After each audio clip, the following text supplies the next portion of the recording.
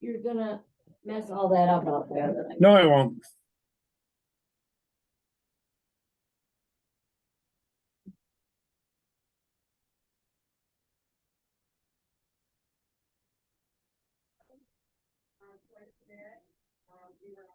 Various local and their national trips from a fundraising perspective, and got to know them very well. They were genuine, they were warm, they were selfless. They were more than the public center of the house in 97, 2000. Still works in the fundraising, you know how.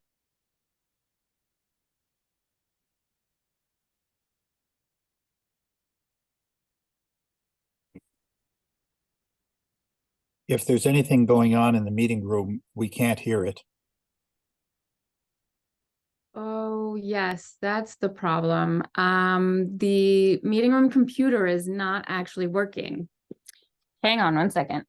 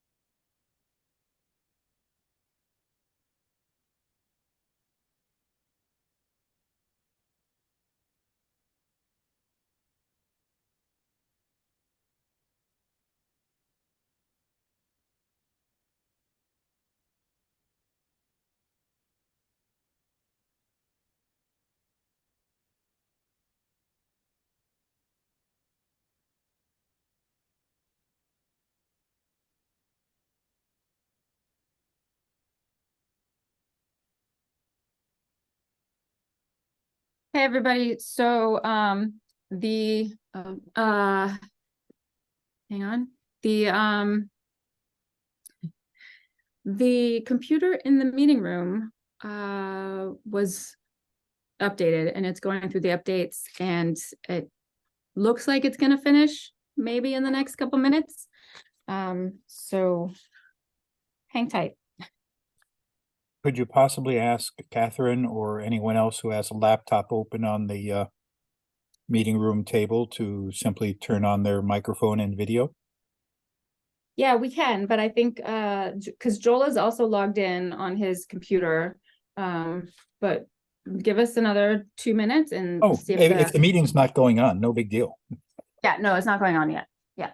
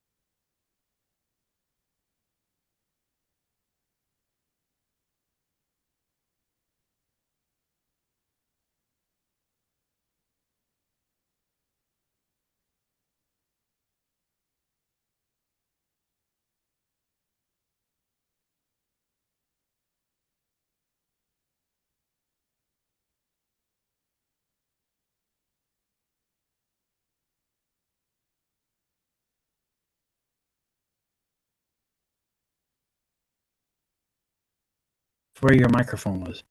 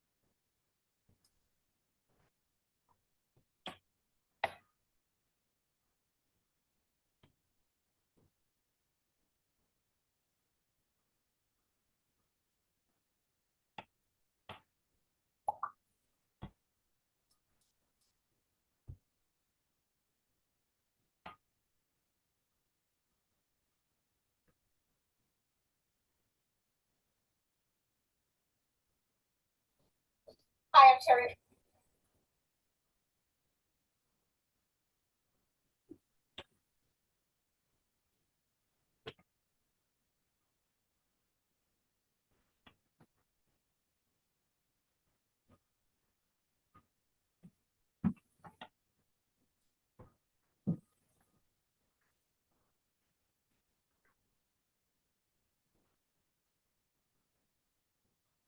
Okay, we're getting there. Let's see. Here we go.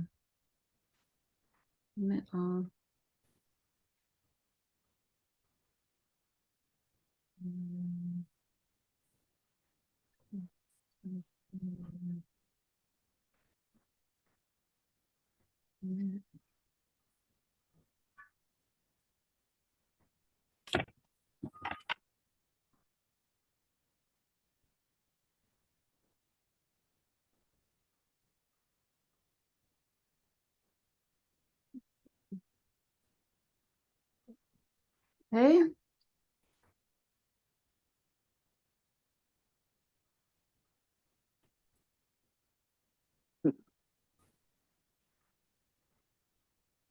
You unmuted it, right? So.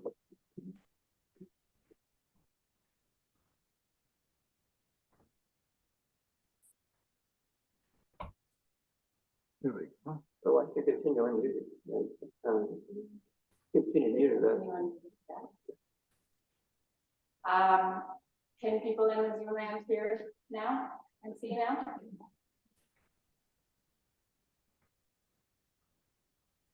We can see you. We can see you guys. It's Your, not quite as loud as it usually is, but some microphone is on somewhere, but Can you hear us? Can you hear me? you're pretty good. yes. We're good then. Yay. All right, so a little delayed start there. Apologize for the technical difficulty. Mostly my fault. Quick update when I shouldn't.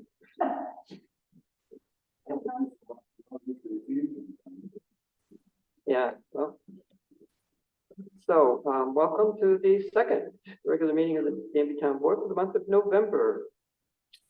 The first item is to address additions and deletions. There's three that I'm proposing, which are on the agenda if you looked at it. Or anybody have anything? Do we add those to the end of the list? Anybody have anything else? How do you propose them? The three that are there? Yeah. Just moving down to the. And I'm still working on my new eyes, so. So they're way better, right? Yeah, the distance is fabulous, and I'm still working, I'm working on other. And then we can delete 9.4 because we don't have it yet.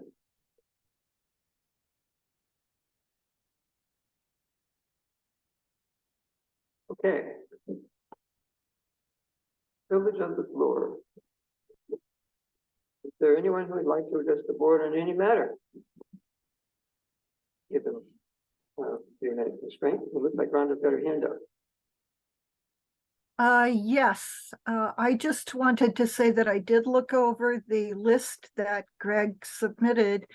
And I feel that I'm recommending that the town board take the list seriously and perhaps go over it publicly so that it can be discussed. If you want me to make some individual comments right now, I can do that, or if you want me to hold my comments for another time, I would do that too. But I do have comments about some of the things that he's mentioned. And I have one or two that I would add to the list. So, yes. No. Now. Yeah, now, with a 3-minute constraint, so. Okay.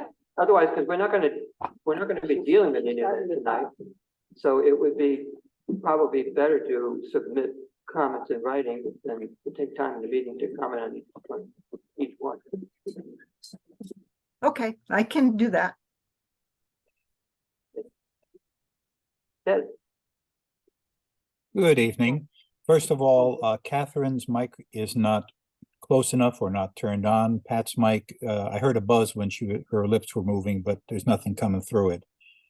If that was I Pat's. didn't say anything. Well, I didn't say anything. you're not that bad then. Oh, wait, whoever just said I didn't say anything was not that bad. But that was because the mic. Yeah, all right. Hey, I notice you have an item there about possibly changing the schedule for town board meetings. I think that first and third Mondays would be a lot more easily workable, recognizable, and user-friendly than your current schedule. I'd also ask that you consider not having them at 6 p.m. So that we don't have to eat dinner so that dinner doesn't happen at the same time. It'd be convenient for you as well as us. Other than that, I see that you again have a review of the attorney-crafted draft noise law, and I'd like to restate some of the comments that I made in the past. I think it's important to have a law that works, covers the exceptional cases that are really problems, and does not make one neighbor afraid of another, or even create in the mind of any neighbor that they might have to worry about their neighbor calling the cops on them, if they're doing reasonable things. The use of the A weighting scale is going to be a problem because this is not just a question of hearing loss. This is a question of annoyance value. And the A weighting scale basically ignores low and high frequency noises, whistles and growls, if you will. And it's not the best. It's the simplest. Everybody loves it, but it's not the best because there are things that are very annoying without being actually high sound pressure level according to that weighting scale. And of course, there was that word in there that I've seen, I think it was in there 6 times the last I saw. The word was audible. Audible means capable of being heard. And that would be a very inappropriate measure to use in there because it doesn't have to be annoying and it doesn't have to be damaging in order to be audible. So I think you should really look at that carefully. And as to the zoning tweaks, I think they're all interesting. I'm not sure I agree with all of them, but they're all worth looking into. And yeah, it would be nice if you had a way for people there was a method for residents who have encountered problems with the zoning to submit those to you for immediate action, such as you're planning on this. And finally, good luck with the living wage without busting the budget. Thanks. Anyone else? Yes, that's right. Hi. Okay. First, I wanted to offer my congratulations to the re-elected members of the board and the highway superintendent, as well as to the first-time elected officials, including the new town clerk. I also wanted to take this opportunity to voice my disillusion with the political process. To be honest, this does not feel like how democracy was intended to work, unless the way it was intended is to keep power amongst a select few while running out any and all other voices, even those who believe in the same equitable, conservationist, and progressive practices that you do. I noted with a bit of bewilderment during campaigning the signs shouting, "Danby Democrats work for you." This is a lie, and I will tell you why. 4 of the 5 of you here before me, Joel, Leslie, Catherine, and Pat, have shown exactly how you work for the benefit of yourselves and not the residents. I learned this firsthand when I worked with you all. Note that the clerk doesn't work for the board in the first 2.5 years of my service. We all had an excellent working relationship as colleagues who worked together. Under the board's approval and encouragement, I assisted in many town improvements from cosmetic to systematic. Then, for reasons I still haven't wrapped my head around, you began to treat me as a subordinate that you could push around and force to do things the way you wanted them to be done, when the things that I were doing were my responsibility and not yours. When I stood my ground, you began telling me that the things I had been entrusted with were not actually my job.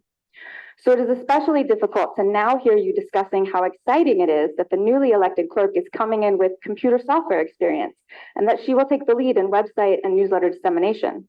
What's worse is that now that you have this new person that you handpicked ready to come in and take my place, you are earmarking an extra $20,000 to potentially pay her for the things that I was asked to do, but not paid any extra for.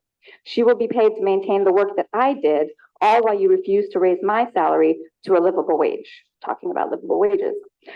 I do remember the early discussions of bringing the newsletter in-house. Pat, you had said that you would like to use the beautiful template I had created. Indeed, I did create the newsletter template that is currently in use and initially was able to help you with fixing formatting and typos. I also created the website from scratch when our previous web provider would not allow migration of our own data from their server to a new server. Though I have all of the materials from the old website, what I received from the previous host is merely a folder of thousands of files. Everything, of course, did not make it from the old to the new website, not because I didn't have access to it, but because the old website file system is unusable, and organizing large amounts of documents is always difficult and bumpy. All of us who have worked with websites know that it is like laundry, always needing to run another load even after you've just done it. And now you want to go through another transition again, not just with the clerk, but by moving from our current online cloud drive where documents on our town website currently live to another more expensive cloud drive that will require updating all the links in the website's document library. There will be broken links for quite a while, I'm sure. I'm deeply hurt and saddened by the sequence of events that has led to my ousting as town clerk. Not because I do not believe in democracy, but because I believe that democracy has failed here. Let's consider the confusion around the Danby primary, in which there was only one contested race for town clerk, and for which the challenger that you coaxed into running withdrew belatedly so that her name remained on the primary ballot. Danby has a total of 1,500 registered Democrats this year, of which 5.7% voted in the June primary. That's 86 people out of 1,500. For comparison, in 2021, 422 people of 1,483 voted in just the contested highway superintendent race, or 28% of the registered Democrats. Because this year the town clerk challenger had withdrawn and nothing else was contested in Danby, I erroneously believed that the primary was a waste of taxpayers' time and money. You seem to have taken advantage of this because the challenger you coaxed into running, who then withdrew from the race, won the primary by 6 votes. This was not the will of the Danby Democrats by any stretch of the imagination. This was the will of the town board who benefited from my naivete. Cut to the general election where my name is nowhere to be found on the ballot. Despite this, I received around 30% of the votes as a write-in candidate. While disappointing that it was not enough to keep my position, I am proud that I had such strong support, especially given that even people who knew that I had lost the primary were still surprised that my name was nowhere to be found on the ballot. If that's the case, how many of the people who voted for the newly elected clerk thought that was me? I do not believe this process of elections was fair or just. As I'm sure you are aware, with the outpouring of support that I've received, I don't believe you've been working in the best interests of the residents, but in your own interests because you no longer want to work with me. I'm still not sure why. Because you're threatened by my competence, by my intelligence, by my skills and my dedication, by my drive to improve how the town operates? Or is it because of my conviction to stand up for myself and for what is right among the employees and people who are in town hall day in and day out? From the support I received as a write-in, I know that most Danby residents appreciate the work I did for them, and I am sorry that I could not have served them longer. I have always been ready and willing to work with you, the board, and I did, handling things that you asked me to do: the website, the print newsletter template, the emailed newsletters, and much more. In my concluding thoughts, I wish to offer sincere thanks to Joel for maintaining a somewhat collegial relationship with me during this time, as well as to Catherine, who tried to reconcile and make amends. I thank you both for your attempts. I do have to say that Leslie and Pat, Leslie, I know you're not here, but She is. Pat, no, I mean, I know she's online. I feel that you treated me with an incredible amount of disrespect, and I hope that you take these comments I'm about to make to heart as you move forward and work with the next town clerk, rather than punishing her in your attempts to get her to work for you. Pat, you not only gave me the silent treatment rather than coming to me with any problems you might have had with my work, but you also were condescending and downright mean in board meeting after board meeting. Leslie, you called me publicly not a team player, and then you accused me of intentionally withholding information from the board. You demeaned the work I presented to the board with every opportunity you had at every board meeting. These, in my opinion, are not effective ways to lead or to work collaboratively. Despite the Danby Democrat slogan, I think these four people have shown how they do not work for the residents, but instead work to maintain their perceived power in this town. Those of us who are elected to these elected positions are here to serve the residents, the ones who enjoyed coming to town hall and interacting with me, the ones who appreciated and complimented me on the changes I brought to the town's online and even in-person presence. You have successfully ousted a highly competent, highly skilled, and well-liked person, one that was supporting her family and setting an example for her two young daughters as a public official. I hope that you on the board and in the Danby Democrats are proud of what you've done and happy with this result. Thank you.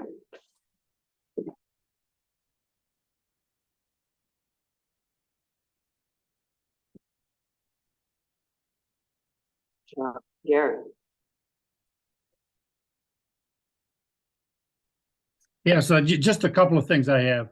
One thing is, I'll ask again what I asked the last town board meeting on the town noise ordinance. What happened between the August proposal and the October proposal? I mean, it goes from 2 pages to 8 pages. And Joel, I think you said you gave those 2 pages to the town attorney. I can't believe that he came up with all this stuff. Tripling the fine. Pardon me? Guess what he did? How'd he on his own triple the fines without somebody telling him to? I mean, he wouldn't have picked all the fines out. That's a good question. You know, we'll talk about it when we get to it on the agenda, but his charge, well, we gave him 3 pages and he gave us back 6, but you know, his charge was to keep it as simple as possible and avoid using the objective standard, because there's no way to measure. No police agency has a way of using a decibel meter that's admissible in court. So that was the charge. Keep it simple and avoid the, you know, that in reading it, it sounds like it went back to the original February proposal. Yeah, well, what happened was that he wasn't party to what happened in between. And he, you know, he gave us something that didn't take into account all of the back and forth that we had with previous drafts. So, and he didn't give us what I asked him to give us either, but, you know, so we'll deal with it. Anyway, that's, you know, we'll deal with it more. If the noise proposal would have been on the ballot like the town clerk's proposal was, I'm certain that the outcome would have come out the same as leaving the town clerk's position as voted on by the town. That's all I have to say for that about now, unless we can get into a discussion later about it. But my second thing is, I noticed when I was down at the office today that there was a campaign sign in the front entryway that said Democrats working for Danby or working for you or something. I don't believe that sign is appropriate in the entryway to the town hall. You can't put them in the yard when you're running, but it was in the entryway. Where is it? Yeah, where is it? I didn't see it. I took it down. It's behind behind that table in the entryway. But I Okay. don't think that was appropriate to have that there. I don't know who put it there, but I don't think it's appropriate for that to be there. Well, I agree. I didn't realize it was there. Something came in one day and just dropped it off. Yeah, it was there for about a week. Yeah, I don't think it was put up there. I think it was just left to be taken away. All right, that's all I have. Leslie? I was just gonna ask if Gary could look at his cameras to see who left it there. Unless somebody was just dropping it off to get it off the street. I But probably could, you should you be know, able to tell. I probably could, cameras. I probably could, but I just don't know, what day it happened and, Yeah. From last Tuesday, the election was last Tuesday, was it? Yeah. Yeah, I Or might two get, Tuesdays it ago. wasn't there before Tuesday, it's kind of irrelevant, but, But anyway, I just wanted to bring it to your attention. okay. Anyone else for privilege of the floor? Evan. You may want to raise the microphone up. Sure. First off, on the noise ordinance, I agree with Gary and Ted.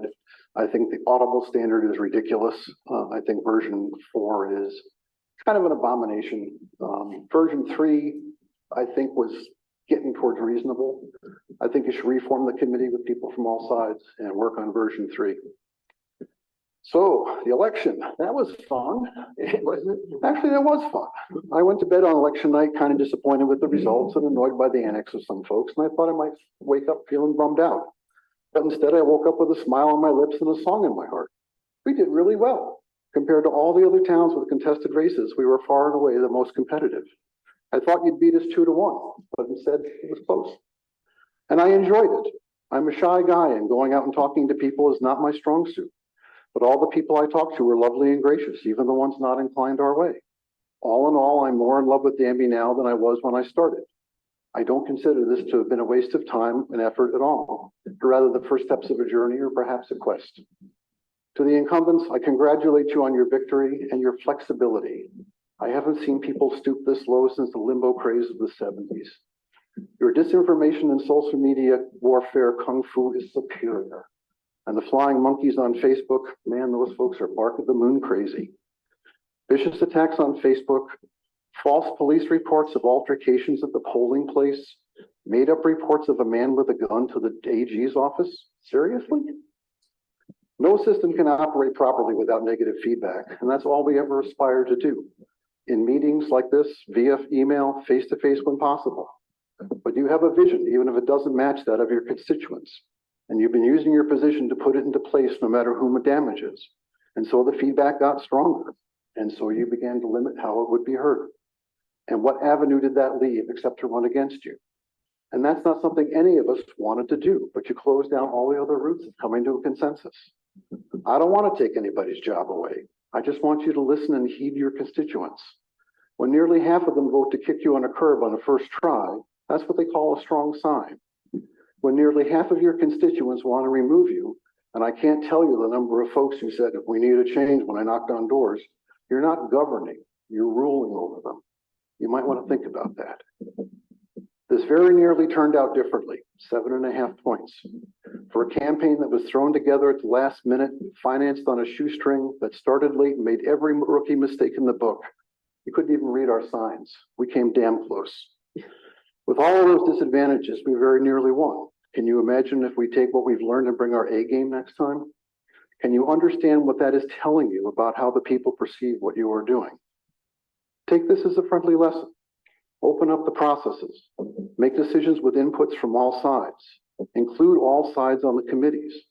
Try to reach consensus whenever possible and carve out exemptions when you can't. Realize you're not the only ones with a vision. Each of us has come to our beautiful corner of the world to work out our own vision of how to live. Foster that. Govern, don't rule.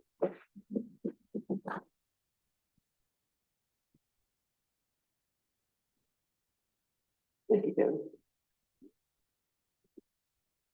Anyone else? Okay.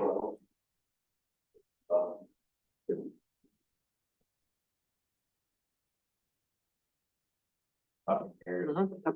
So, yeah, I'm Rogan Moore, live on East Miller Road, Danby resident my whole life, more or less. And, I just want to speak on the noise ordinance a little bit. I personally think that, it's a broad law, no matter how you write it down, just in general. I'm not speaking on the particulars of the current or previous drafts, but just the law in general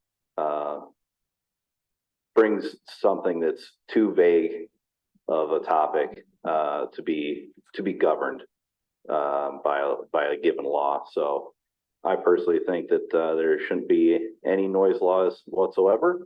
It is not. At best, it's annoying.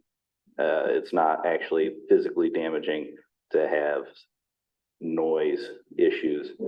So, and the real root is that there's a few major instances that would require a law versus many instances, dozens, and if you give anybody time enough, hundreds of instances where it can be used with malice as opposed to actual intent. So that's all I gotta say about that. Thank you. Anyone else?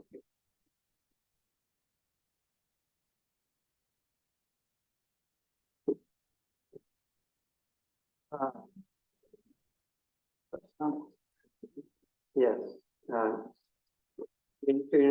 Was there any correspondence, you know, Cindy? No. Yeah, I don't think we have any announcements. Dan's not here, and he didn't submit it, did he? Who? Dan Klein. He was, yes, he's here. Look. Oh, there he is. Right here. Hi, Dan. Hello. I have a number of big things to report on, but I'm going to just give the most Reader's Digest version I can. First of all, the county passed its budget earlier this month, and we came up with a 2% increase in the tax levy. It wasn't what I wanted. We had done 0% increase in the tax levy the last 2 years, and I pushed for it again, but just did not have the votes this time. Also want to a quick update on the broadband project. There is actually not much to report, except to say that we have gotten back responses from the internet service providers that we asked to bid on the project. And we are going through those bids right now. It's going to take a little while to sort through it all. But just to remind you, and for those of you that haven't heard about this yet, our intention is to get broadband internet to every single unserved address in the entire county.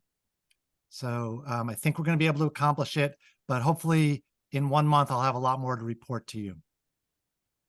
Forward to that. What's that? I look forward to that. Yes, agreed.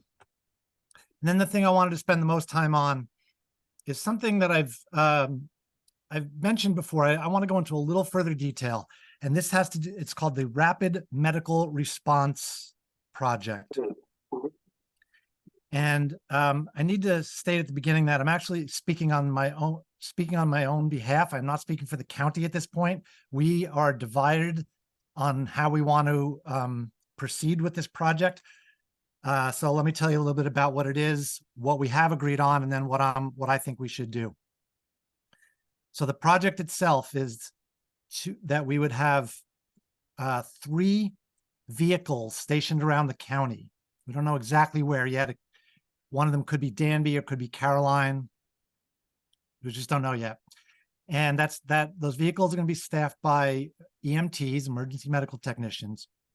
And they are going to be there to supplement the system that's in place already for emergency medical response. And the reason we're doing this is we all know about the decline in volunteerism for ambulance and fire departments. And this is a way to try to make a dent in some of those negative trends that we see. And I'll just give you one statistic that for me says enough. That's all I need to hear. In Danby, 19% of the 911 calls go unanswered. And what I mean by unanswered is someone does pick up the phone at 911, but there's nobody that in Danby that will come to your house to respond to that call. Now, there's some more nuance to it than that. And like I said, I can't go into all the detail right now, but that is the basis for our action. And I'm hoping it's going to be the basis for your action as well. So what the county has done is propose this project with the 3 vehicles, staff with EMTs. It'll be a 2-year pilot project. And the county would take care of all the funding for the first year. So everybody would be off the hook. We would buy the vehicles, staff up. We're hoping to get some grants for it, but regardless of what it is, the county will take care of the funding. But then going forward, starting in 2025, I believe that this project will do best if we get some cost sharing from the towns. And so I am working on a proposal based on this idea that we would ask for $3 for every resident of Danby. That would be $3 from Danby town government that they would allocate towards this project. So in Danby, that would be roughly $10,000. So that's the skeleton of the proposal that I'm floating. I just want to remind you that this would not be funding until 2025. So you have, we have quite a few months to work on this going into 2024. So I'll just pause right there. I know I just laid out a bunch of information, and it's not the last time you'll hear about it. So you can ask questions now or make comments, or we can do this sometime in the future. Thank you. I'm already familiar because TCOG was very much involved in investigating and responsible for, in part, for this coming forward because there's a committee. I think there's general recognition of the need and support for the pilot project. The difficulty that we've encountered is a division over how it should be funded, you know, after that first period. And I'm inclined to agree with those who think that the county should do it all, as opposed to having a cost share. If only because coming up with an equitable cost share is going to be an extraordinarily difficult thing to do, given that the need varies across the county. But it's to talk about for sure. I mean, I think that the bottom line is we're all in support of doing it, and we may quibble over how to fund it, but we need to find a way. Great. Well, more conversation to come. Yeah. Anybody have any questions about it? I have one quick question. Am I being heard? Okay. Yes. So Dan, of the 19%, do you know whether is that all medical or is that 911 period? Like, is it police, fire, and medical? Just curious. Right. That's a good question. Thank you. I could have stated it better. It's just medical. Okay. Yep. Thanks.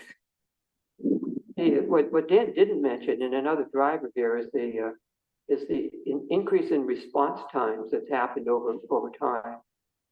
With the I forget what ambulance service it was that closed up shop. Slaterville. Slaterville. Slaterville, right. The result of that, it stretched bangs even thinner.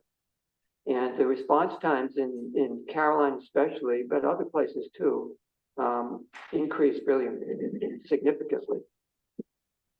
And that's a big driver of why to do this, because there's just not, it's too long, and the ambulance agencies have been stretched. Not just Banks, but the Trumansburg ambulance and Dryden ambulance.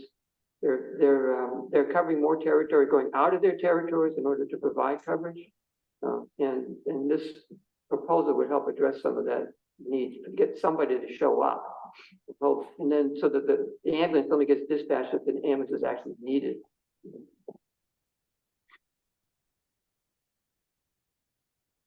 Okay.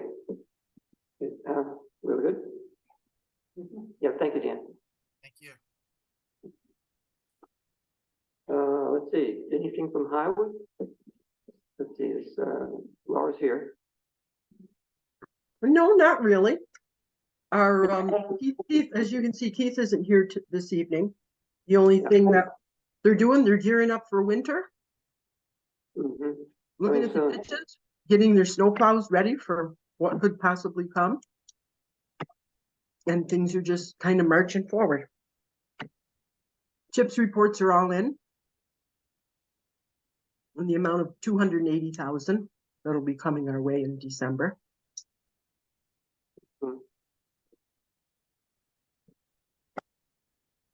Okay, brief. Nothing else really too much to report.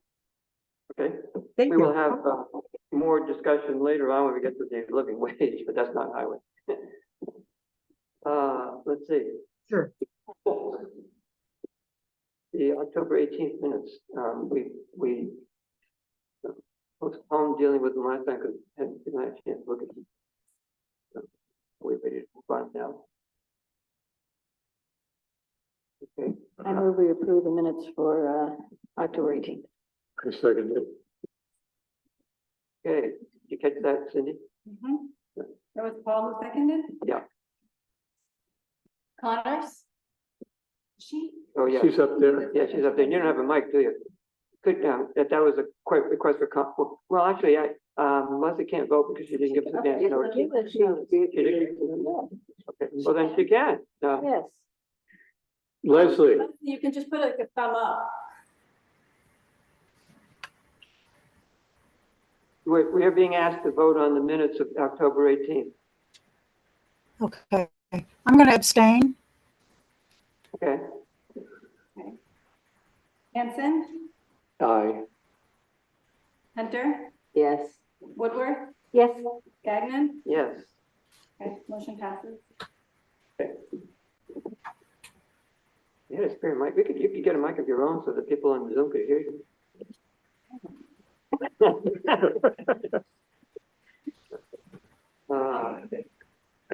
Abstract.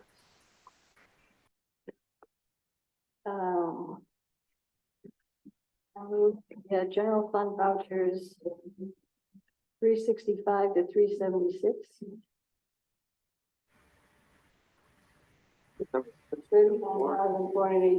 $39,482.48.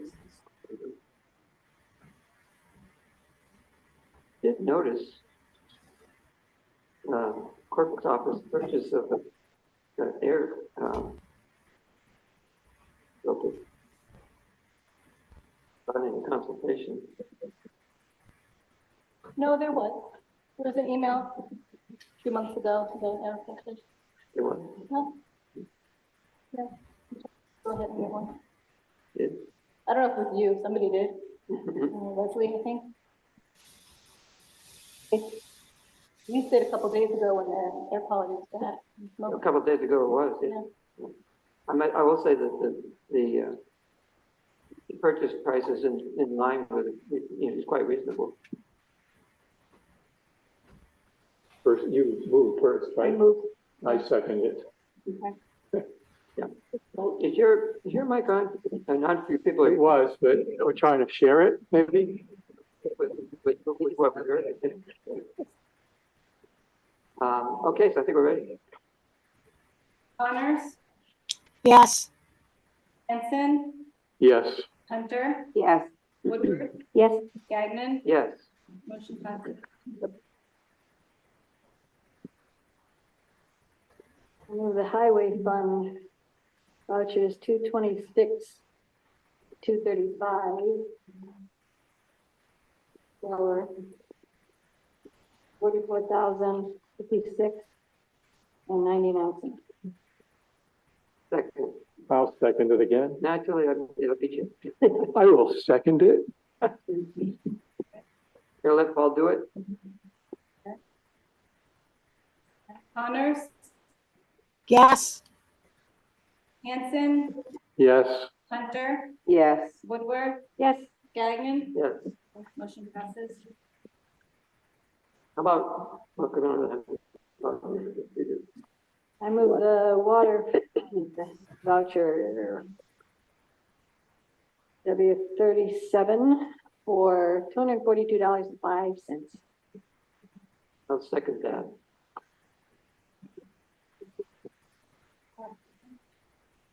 Connors, Yes, Hanson, Yes. Hunter, Yes, Woodward, Gagnon. Yes. Motion passed. I'll mention that the town will be reimbursed for that expenditure. That was for all the water tests we had to do on the bypasses around the culverts on Station Road. All right, on to business. Review of attorney craft a draft noise law.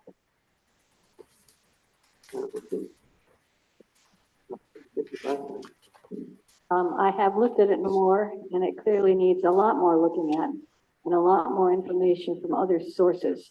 I am not prepared to do anything detailed. There's a lot that needs to be corrected and a lot needs to be changed on it. And especially want to get information from other sources, including Warren, who did humongous amounts of work looking at other things.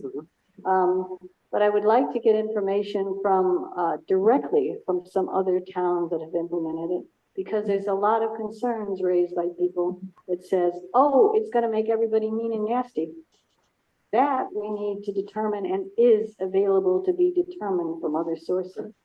I would also want to contact the other towns in Tompkins County and look at their laws, comparing them, and again, talk to the sheriff. When I talk to the sheriff, the state police does not enforce local laws.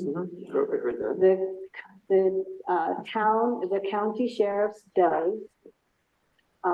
It would be much more complicated if they have 100,000, I'm exaggerating, different towns each have different laws. It would make it very difficult for them. So I want to make sure we keep them in the loop, make it easier for them to do. And it would be helpful if we could talk to them as well beforehand. So there needs to be a lot more work, and most of this work is not going to get done in December. So it's more likely January before we get to do so much more serious input on this. I sort of have a question for Catherine. So this one seems really complicated, you know, and we've heard why, but how's it compared to the original one? That was like a couple pages long, right? You mean my original? You mean Which original? Yeah, well, I'm talking way Previous back. draft? Yeah, it was a couple months ago. Yeah. And Maybe that one, because you have. This one's not on. No. No. It was only doing it with 1 point five. only me. I think, you should speak to the mic, or the folks on Zoom are gonna have a hard time hearing. Yeah, feedback. Again. So can, Paul is pretty audible. Okay, good. Why, but I'll take it. Well, I'm probably not the best person to ask that. There's been several of the attempts at this law, and there were some many years ago before either one of us were on the board. It's been bantered about with different ideas about decibel readings and descriptions about what a person who isn't a quote offender, etc., and what to do about it. I think that as far as telling, this one has way too many things in it. That's what I would say. I mean, just mentioning just one, if there's a snowstorm, most people who have either their own plow for their own driveway, but especially people like me with snow blower, if I don't keep up with that snow overnight, I won't be able to get out. So, I mean, some of them are just unreasonable thoughts that are in here, and that's what we need to go back through. I think that, I don't know why Guy did this, and the same thing with we never had the music idea. The music festival was never covered by a noise law before like this. I don't think it's appropriate for it to be in this. Right. So, I mean, there are many things that should probably not be here. It'd be better to look at other towns do special permits for big events, but that's the best I can say tonight. If you have something specific, I could try it. I will say that we did try, it wasn't a committee. We had a work group, and we did have an equal number of people in that. And we started out with people who were against, and there's 3 people out in the audience right now 4 people who were in it in our group right here, plus me. But we went through ideas in the work group and different ideas for a law, and it was difficult, to say the least, to come to any kind of real agreement about what we should do, except try to move forward with a general idea that Steve keeps raising his hand.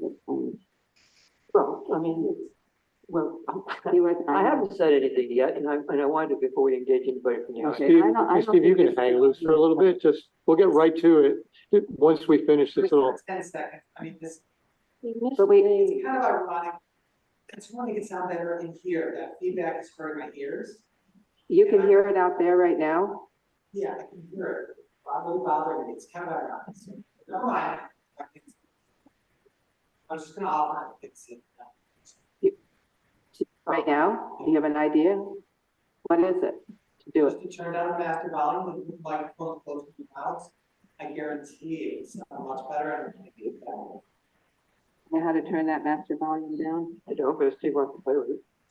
Okay, thank you. I don't. Try the knob marked master. Main. So we're going to keep going here. Yes. So my first. Closer to your mouth. When I speak, was it me? Was it Was it better that way? Okay. Okay. So I just want to get, I thought that we always start with a purpose. Can I, Like what? I haven't had to say anything yet, okay? Okay. So before we go to round 2, how about I put in for round 1? And what is round 1? Well, I have also looked at this, and I looked at it very closely. And in looking at it, I thought there's a few things about this that I think we could probably fairly quickly agree we don't want in it. And then looking at the whole thing, I'm not sure that what remains to take those things out isn't so unreasonable that I would be willing to run it by the public. So, I mean, I do think it'd be worthwhile to sort of go through here and say, and point out some of the things that are in here that would rather not be in here. And I think we may pretty much agree on most, if not all of those. And if we do that, it will simplify it considerably and reduce it back down to something closer to what was in the previous version. And then what we do with it is a decision to be made. But I think it would be worthwhile spending a little bit of time going through it and flagging. And if you allow me, I'll point out things that Can we not have this to be this looks like it could easily turn into a big thing, including the whole room, and I don't know what you want to have for suggestions on how to just, I mean, this is a lot of pages to go through. Were you thinking of line by line? Because, or do you want to mention? Point by point. That's not line by You mean point by point, not, okay? Yeah, yeah. So, I mean, if you'll allow me. If you're looking for me, I disagree with that. I think that we have to figure out what our purpose of the document is to begin with. We know what our purpose is. I don't know. It's not clear to me. Well, I mean, let me tell you, we determined after a long process that absent a local law, there's no mechanism dealing with reasonable noise. Well, Pat mentioned the state police won't do anything period. The county sheriff won't do anything without a local law. But I assume that the simpler the law, Yeah. We that's could what have we're a paying for. totally simple law Right, that would meet that requirement. right. And that's the only thing that we're trying to do here, correct? That's correct. We're trying to home in Well, on, then I would suggest that we go back to the document that Kathy had, that was only 2-3 pages long, and then start with that document and try to, but we did. We took that document, which we thought was pretty close to what we wanted, and we gave it to the attorney with the charge. What needs to happen to this to make it legally okay and keep it simple. And what he came back with is the 6-page version, which has a bunch of stuff that wasn't wanted. So if you'll indulge me a little bit, I think we could go through and propose trimming it. I still have one more thing. I think Paul asked me a question. I was trying to about mumbling my way through it, but there is one other issue about that, and that seeing that we have another previous law enforcement person in the audience, the one thing that we have heard is that the sheriff's department would kind of like it if the towns did not have really detailed heavy-duty laws that they have to pull out of their pocket. Oh, I'm in Danby. Let me see. Which of these many pages of this law am I here for? And that is one of the, breaking it back down. Break this down as a big chore. I think it's, so having said that, I'm not really in favor of making this law just removing a few things. Well, you know, when you get through with it, I think we're talking about not just removing a few things or a big chunk. okay, the problem I have with doing this is that if I go through this process with you, that's a tacit agreement that the law's in any kind of shape to accept. Maybe, not necessarily. Well, that's how I feel about That it. is how it looks. So I'm gonna abstain if you're gonna go through that process. I will too. Doesn't make any sense. Well, I mean, if you wanted to go back to the document that Catherine did Okay, months suppose- ago suppose and we did start that process, then I would be glad to do it. But this is way over the top. It actually wasn't it was the help of, no, Warren. what came out of the working group. Right? no, Warren, actually, yeah. Maybe Warren has something pertinent to say. Have to- Want to hand it to him? You could do that. Yeah, it's amazing.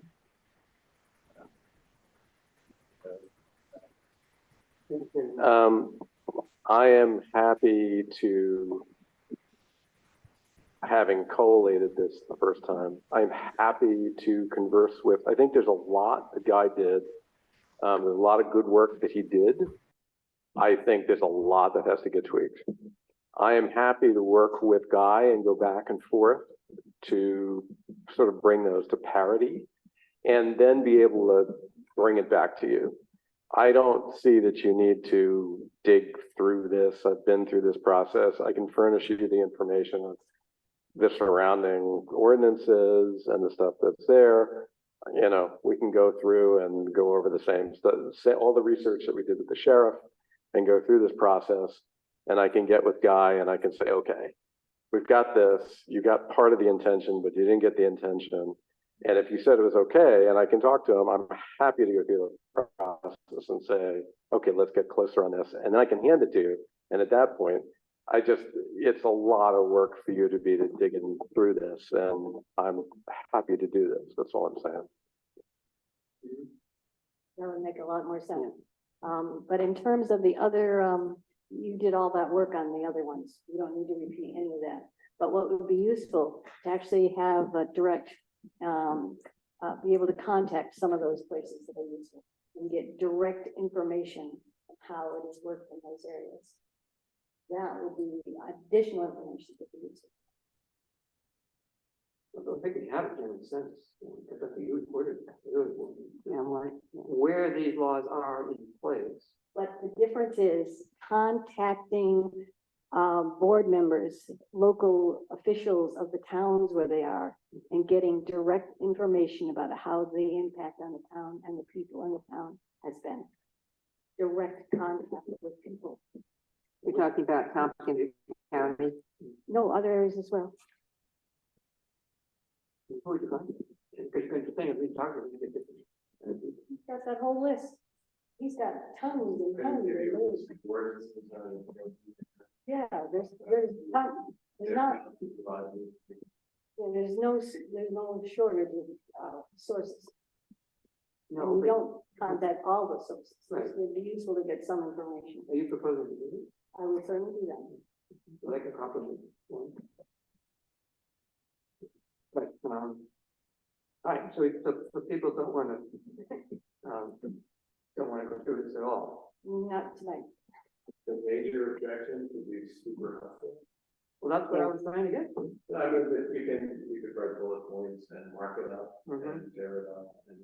I mean, if I could at least speak to 5 if you say 5 minutes, I'm willing, but I'm not willing to turn this whole meeting into the noise law. That's what this feels like to me. So Okay. if we can just, instead of keep saying an introduction. Yeah, right. We spent a bunch of time talking about what we want to do with it. Okay. And In my it's opinion. much more useful to have this stuff in writing than it is verbal. Let's hear the 5, let's hear Yeah, how quickly you can do the points, and that's it. okay. And then, Let me tell you then, what my problems are with it and what I would do. Okay, so those perspectives.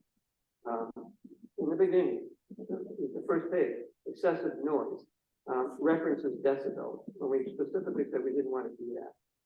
Joel, your microphone, please. Get it closer to your mouth. So now that we're no longer, have so much gain. That isn't helping. Can't get much closer. pull it up and put it on top of your paper. That one's not wired. Okay, is it still not okay? That's much better. So anyway, some of the problems people had with, hours of operation and stuff with the decibels. If we don't use decibels, we wouldn't have that issue. Okay, I had the same thing about the snow blowers that you did, Catherine. The F and the on page 2, we're talking about the provision of this law shall not apply to, it Jeez. specifically mentions the discharge of firearms when applicable, in hunting season. When, using for shooting game animals, but the implication here is that the guns are only okay for hunting, which I don't think we don't want that to be the implication either. Permitted fireworks display, permitted by whom? We don't have the permit to do this. On the next page, prohibited acts, the holding of large events or parties.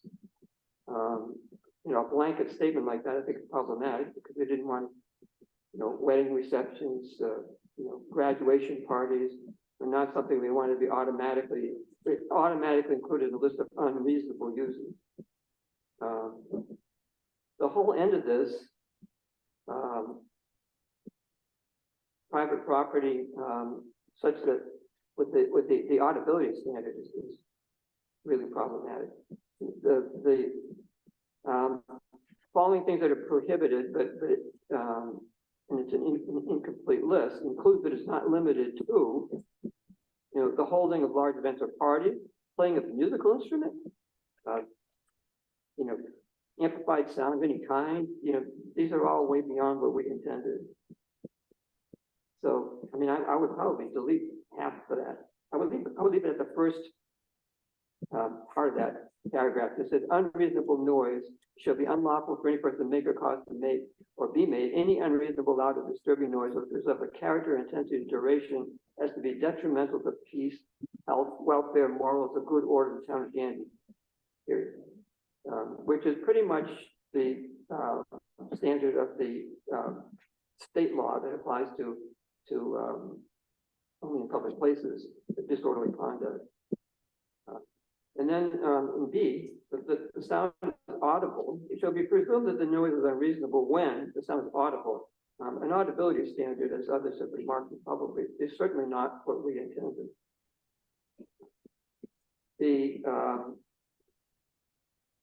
the conducting of a party, event, or gathering when the noise therefrom is audible. Again, that's problematic. I would use the standards such as disturbing to the occupants within any neighboring building.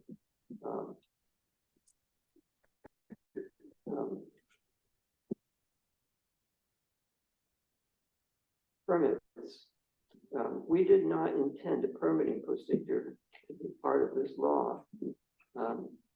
Some of the stuff that guy's written up in here might be good to put in a special event permitting law, which we all agree ought to be done, but I don't think it belongs in this law.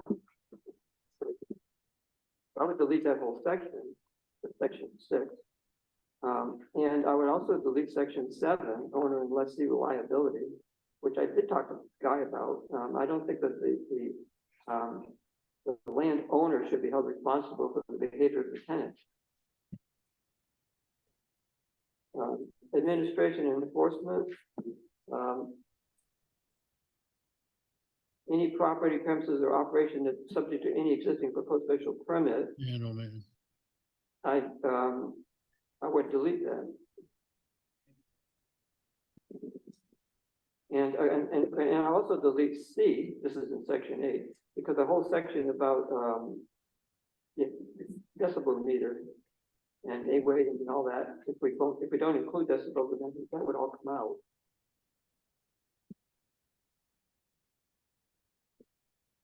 And that would delete E as well. And it would also delete section 9 because it relates to the person having a problem if their permit is denied. But if the permitting procedure is not in here, that wouldn't be applicable. So section 9 would go away. Section 10 would also go away because it's about special permits. That's it. Okay, thanks. My personal opinion is if we deleted all that stuff, what remained would be pretty simple and might be a place of departure. Might be. So I could share that with Warren if you want to go that route. You might have been taking notes. I was trying to. So that's where I am on this. And the only action tonight is that we are not, this is not, unfortunately, what happens is that sometimes, is that better, Steve? Okay, better. That we, through the difficult times we've recently had, things have appeared in public media to allow people or to encourage people to believe that the town board is ready to vote on laws lickety split. That's one, and that's not true. And the other is that we rush through things, and this is clearly not a rush through thing. This has been going on for years, and it's a very sensitive subject. We are treating it sensitively as we can, and we are, in spite of the fact that some people have been reluctant to speak, there are people who are disturbed by not having something to do about when there's a noise that is, quote, egregious, which is also not definable. That's one of the problems with definitions all the way across on both sides. No matter what a person thinks, it's hard to define things. But without something, there can be times when people are faced with a situation that becomes painful, whatever, unpleasant, and sometimes develops into something worse. And that's the only thing that we would like to address, is that it is not just people who don't want something to be done. There is a large segment of people who do want something. So listening and working at this is, 185 people on a petition is not representative of the town, even though that's what that we've been told. It is, and it's part of the town. That's fine, and I agree. A lot of people don't want it. So that's, but there are a lot of people who do. So we're trying to be reasonable, and It's not a popular thing. It's hard for me to talk about it because I'm one that didn't want a noise law. I don't like nuisance laws. But I understand. I've learned to understand that listening and sitting here, quote, governing or anything that we are doing means that we're not always doing something that everybody likes or everybody doesn't like. We're trying and we are listening. We're listening to Joel go through his ideas of it. And we listen to Paul just saying, I don't want to talk about it right now. We're listening to each other. We're listening to you. And I talk too much, so I'm shutting up.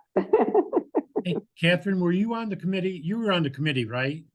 Yes, but I'm going to correct again. It was never called a committee. It was simply referred to as a working group. Yes, Gary, I was on the working group. Okay, if the working group came up with that 2 or 3 page in August proposal, why can't we give that proposal to Guy and say, this is what the town wants, make it legal, without adding all that other stuff? I could have lived with what was proposed in August. The thing is that is what happened. It did come out of it. Warren worked really, really for years and years and hard on that, came up with that. That is exactly what happened. The law came up, it was suggested to go let the lawyer run through it, and then we got this back. This was a shock to us too, let me say that. It was a shock to us as well. Now, here we are back to whether we're gonna have everybody talking. There's a hand there, there's a hand there. And now what do we do? And that's where we are. Well, what we did is what you just suggested, what Warren volunteered to do, and we're gonna start all over again right now. So maybe that's not. It's not a matter of starting over, it's a matter of. No, in the meeting right now, we're starting all over again. So, the game plan here, give to Warren and let him so I move we authorize Warren to consult with the town attorney, and to reconcile the differences between what he did, between what he did and what we want. I don't know that he'll be able to reconcile it, but I would like to have him I would like to hear Warren try, because Warren is speaking from where most of us were happier with this. Exactly. Yeah. Anyway, so that's a motion. I just want to go back to the idea of what is our purpose. And I'm sure that Guy has lots to add to anything that comes up, that simple document. You're gonna have, now that they've turned. That simple document actually provided for our purpose, which was simply, if they needed to call the sheriff could respond. There is not a history of a lot of that going on anyway, but it was something that stopped happening because the sheriff didn't have this law so that he could respond. So the answer to that is the simplest possible document that we can come up with, which does not need Guy's obfuscation and legalese to do. This doesn't even have to be that complicated to make, to be legal. We're not looking to enforce it in the sense of convicting anyone either. This is just to have it on the books so that the people who feel they have a problem can deal with it. That's it. So. Leslie, I saw that. Leslie on the board took your. You haven't contributed to the conversation. She looked like she was going to, but. There she is. I'm trying to get the video. I can't. Well, we can hear you, which is the most important thing. Well, I'm experiencing how hard it is to hear everybody. I think it would be helpful if folks, I don't know, talked slower and more clearly, because a lot about, I'll say at least a third of that conversation I couldn't understand. But it sounds like there's a thought to have Warren sort of go back over it, maybe even get with Guy and go over it. I'm actually tempted to go back to what it was before Guy got a hold of it and have, Warren even have a conversation with Guy about what's wrong with what we came up with. And I think it is too long. I don't think we need it to be as long as it is, but that's just my 2 cents. And I'm sorry I missed at least a third of what people were saying. I'm sorry, I was speaking too quickly because I was trying to get through what my comments. Oh, it wasn't just you. It wasn't just you. I could hear Warren pretty well. So the proposal was, and Warren made it, that he get with Guy and try to try to resolve the differences between the two versions. Maybe we need. But maybe we don't. Maybe we need a second because we're all discussing, and I will second that proposal. And now we have 3 discussions before a second. Fair enough. So the motion's been made and seconded to authorize Warren to consult with Guy and trying to see if we can come up with a version which is closer to what we submitted for review. And you want to talk about it? Steve, do you want to comment on that? Yeah. Okay. Okay. Yeah. I'm sorry I'm so late. I was on the planning board for 7 years, and I think we always started at 7. So I always have at 7. So I'm really late. If at some point tonight I could have my 3 minutes for privilege of the floor, I would do that. If not, that's fine, I understand. But I just wanted to speak for a second because I was on a committee working group. Yeah. And so I was on a working group, and I was really surprised to have silence go on email thread, only to find out there's this new law that is over twice as long as the last one we were discussing. First time I found out from a neighbor that this law was drafted. I was on a working group, so I don't know if I was just totally out of. Yeah, you were. Yeah. Because what came out of the working group came back to the board, and then the board said, let's have the lawyer review it, and Guy came back. And we just got it. At this point, because I heard Pam was saying maybe we should talk to other communities, see how it affects them. Paul is not sure he wants to discuss this law even, and he's talking about something much simpler. I would ask the board, could you form another working group? It sounds like we thought the working group wasn't working. Yeah. What I would propose is find, what are the stakeholders in the town? There are private citizens, there are farms, there are businesses, there are hunters. Look at the town and maybe pick one person from each of those stakeholder groups. I don't think Leslie's hearing you. Can you talk? You got to talk to that mic. That can discuss. That's all I'm saying, because The mic is not turned on. Sorry, everybody. The mic was off. I don't need to repeat all that. I don't know. The town board heard it. I'm sorry. You can listen to the recording if you want to hear what I said. I'm so sorry that did not come through. I was just asking the town to maybe continue work with a working group, because I don't feel like we ever got to the point where we agreed on anything. So that's all I'm saying. Yeah, as a working group, we did not agree. We never voted on anything. We never agreed on anything. And so I'm not necessarily saying to scrap this and start over, but I'm saying it'd be nice to take a couple steps back, zoom out, and try again. Don't look at me. I don't agree with that, but I think we have given it a good chance, and no matter what we say, there are going to be people here who are going to be angry and don't agree with me. And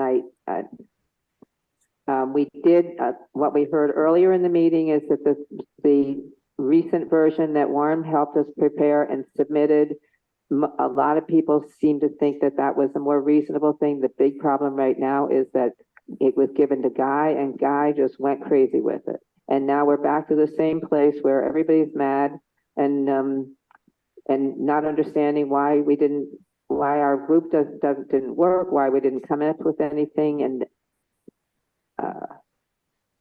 I'm still in quite weak. You've got the hand there, Kevin.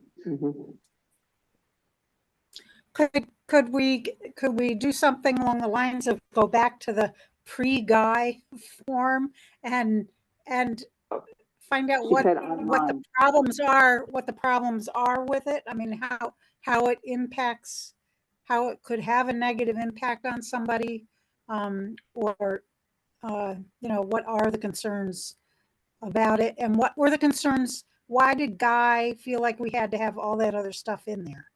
Right, What well, were that's his what- concerns? Right, that's what Warren would address in, Yeah. consultation with, but coming back to the main point, if the previous version, well, I think with the trajectory we were on, if the previous version went to Guy, the intent was to have that reviewed for legality.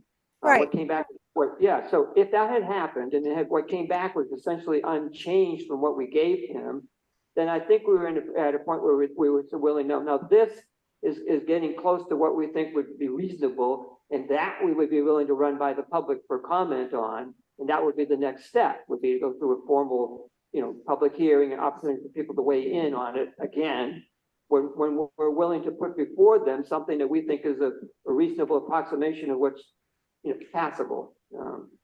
But that's where we are. But we step back here because Guy's submission kind of muddied the water big time. Yeah. Kevin? Yeah, can you hear me? Okay. Yes. Guys, we had been working with the working group to sort of narrow down the focus of it, make it, less likely to have neighbor against neighbor for trivial things and really get after only the things that were really important. There were a list of exemptions that were really important to a lot of the people, and the Guy dropped those out entirely, which makes it unpalatable to most of the people that I know who are interested in the process. Where did the exemptions go? Mm-hmm. They just disappeared. Catherine, I understand the frustration in that it takes a long time to do stuff like this, but racing to a bad decision is not really desirable. We're not racing. We're not You've racing. invested 2 years. You could No, invest it's 2 more been 10 meetings. years. It's been 10 years, Kevin. Well, since and the first that started. It's that not kind of tells racing. you how much most of the people don't want it. Okay, there was the problem. There's this phantom group of people who supposedly really want this, but none of them ever show up to anything. We got your point. We've got you bringing up again. We've got the point here, and I'm just. I would like to see the working group reformed so that you can get input. I think the working group, I sort of feel like the working group, I wasn't part of the working group. I did participate in the original little working group for a little while. But that the working group, as far as I'm concerned, some people in the working group said, when it got sort of disbanded or when it stopped and said, here's the final draft, some people in the working group said, I don't want any of this and I don't want a law. So that's really hard to work with people in a group who are going to say that. And none of us, I have never voted for a noise law, never. Whenever it's come up, I said no. There have been some instances that we need something for the few people who have had issues. We need something. And I would like us to go back to the thing that we sent to Guy and ask him, is this legal? Is there a problem with this? Fix the words that we, take out the words we don't want in it and add some things. There were some problems, a few minor details, but I'd like us to, I would personally would rather we go back to that version and work on that. But the working group, I feel like some members of the working group stopped working. Unless we, have a different group who's willing to work. I'm not in favor of spending more time doing that. Yeah, but I don't have a problem with hashing these things out. Okay, So we have a motion that we're debating, which is to send it to Warren. Send it to Warren, but have Warren consult with Guy and come back with something that looks closer to what the previous version was. That's I not want to what hear think. from Guy. I want to hear from Guy. What is the problem with what what we did? Right, What's the problem with it? Yeah, well, that's basically, okay, that's not the same. Can Warren do I that? don't want him to rewrite it. well, Right. yeah. Is that workable? I'm happy to go line by line, and I understand that there are ways Like the of having the frame in such a way that it was provided and forth, so that it's fair in its adjudication. And so the judge will look at this, and it will be formatted in such a way, and the language will be such that it won't be challenged, because the law that can't be adjudicated is going to work.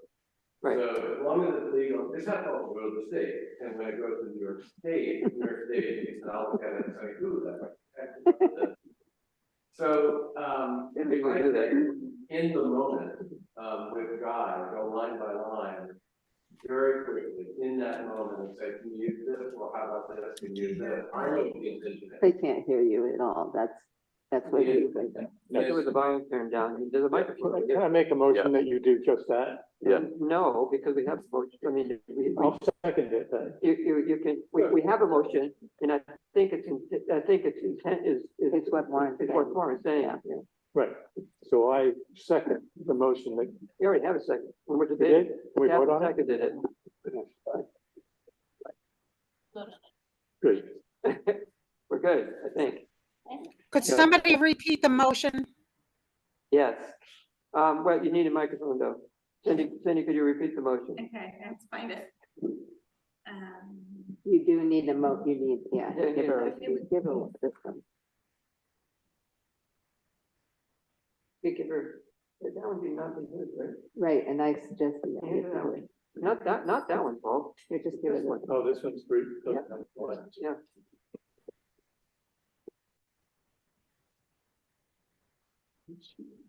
Okay, so I the motion is to authorize Warren to consult with Guy to get a version that's closer to what they initially had. What I, Okay, pretty simple. Connors, That part said. Oh, wait a minute, we're not, may or may not be ready to vote yet. Yeah, we're in discussion, yeah. But are we ready to vote? Okay, whose discussion is this, just so that we know? I thought it was a board discussion, but It is a board discussion. Yeah. Is there, I mean, there are other people who want to weigh in here, but I don't know that we don't need to allow it. Can I talk to you? Leslie is- What version is Warren gonna discuss with Guy? Well, version 3, the one we had, the one that we gave him, Okay, between 3 and 4. yeah. It's the one before the one that went to Guy. It is the one, it's the one, I'm sorry. It's the one that, it was number 3, the one that went to Guy, that came back and now has caused all this consternation again. And so, Warren has volunteered to, go to Guy with it instead of having us have Guy come and do this again. The other alternative. We've gone through, Joel's version. He said, he called it his version of his points, and they were many of the things that many of the people in the town have said that they didn't like, which I think most of us agreed, most of the things that he said that we don't like, but then it still may be excessive, I don't know, and the motion one says, conversation is that we think that we would like to take Warren up on his offer to go through it and not start with another group, bring it back to the board. And I will say that, just reviewing this doesn't address what Kevin just raised, the stuff that got taken out by God, like the exemptions.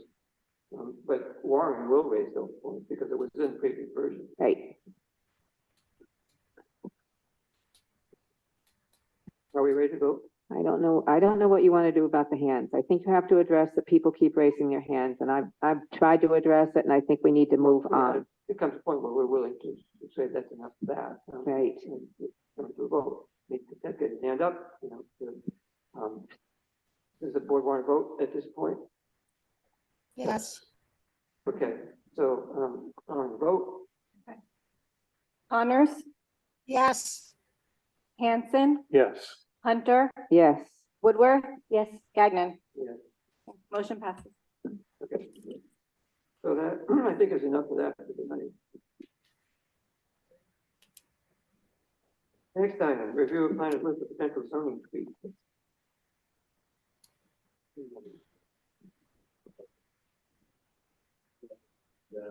Yeah, that's okay. Yeah. No, that's great. Here. Here's a, and here, I guess it might. oh, that one, yeah. Why, this one's the table height. Well, no, you can sit there, but you might. That's all right, too. In case, and as long as nobody else wants to go.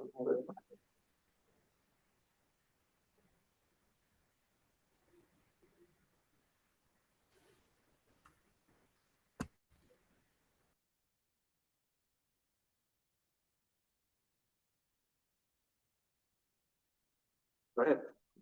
You want me to begin? Okay. Yeah, All right. okay, I can have like a recap where we are. Yeah, sure. Okay, Very, we asked them to get this so we can start from now. yeah, right. All right. So my name's Greg Hutnick. I'm the town planner. I was asked to come before the town board to just go over a few zoning tweaks. I've been here for just about 3 months in this position, and so as I'm coming in, the town had done a major zoning law update a couple of years ago, and maybe it just took a little bit of fresh eyes on it, just to make just to notice that there might be some things to be tweaked. It's not necessarily a let's kind of wholesale, change things around. Yep. Okay. But so the way that I broke down this memo, there are some needed amendments. There's just some things that I think just need to be cleaned up a little bit. I can go over those line by line here. But essentially those things just need to be incorporated, fixed, and then ultimately just reviewed by the town board and adopted. Actually, one of them is a local law, so that one I can just add in. But Do you think about the mobile home? no, there was the cannabis retail and consumption language, which allowed cannabis retail and consumption in certain zone districts. So that was voted on this past year. It's just a matter of adding in text and then just updating the ordinance that way. So I think that's just more of an in-house, sort of an administrative task, but it hadn't been done. So I just wanted to bring it up again. Sure.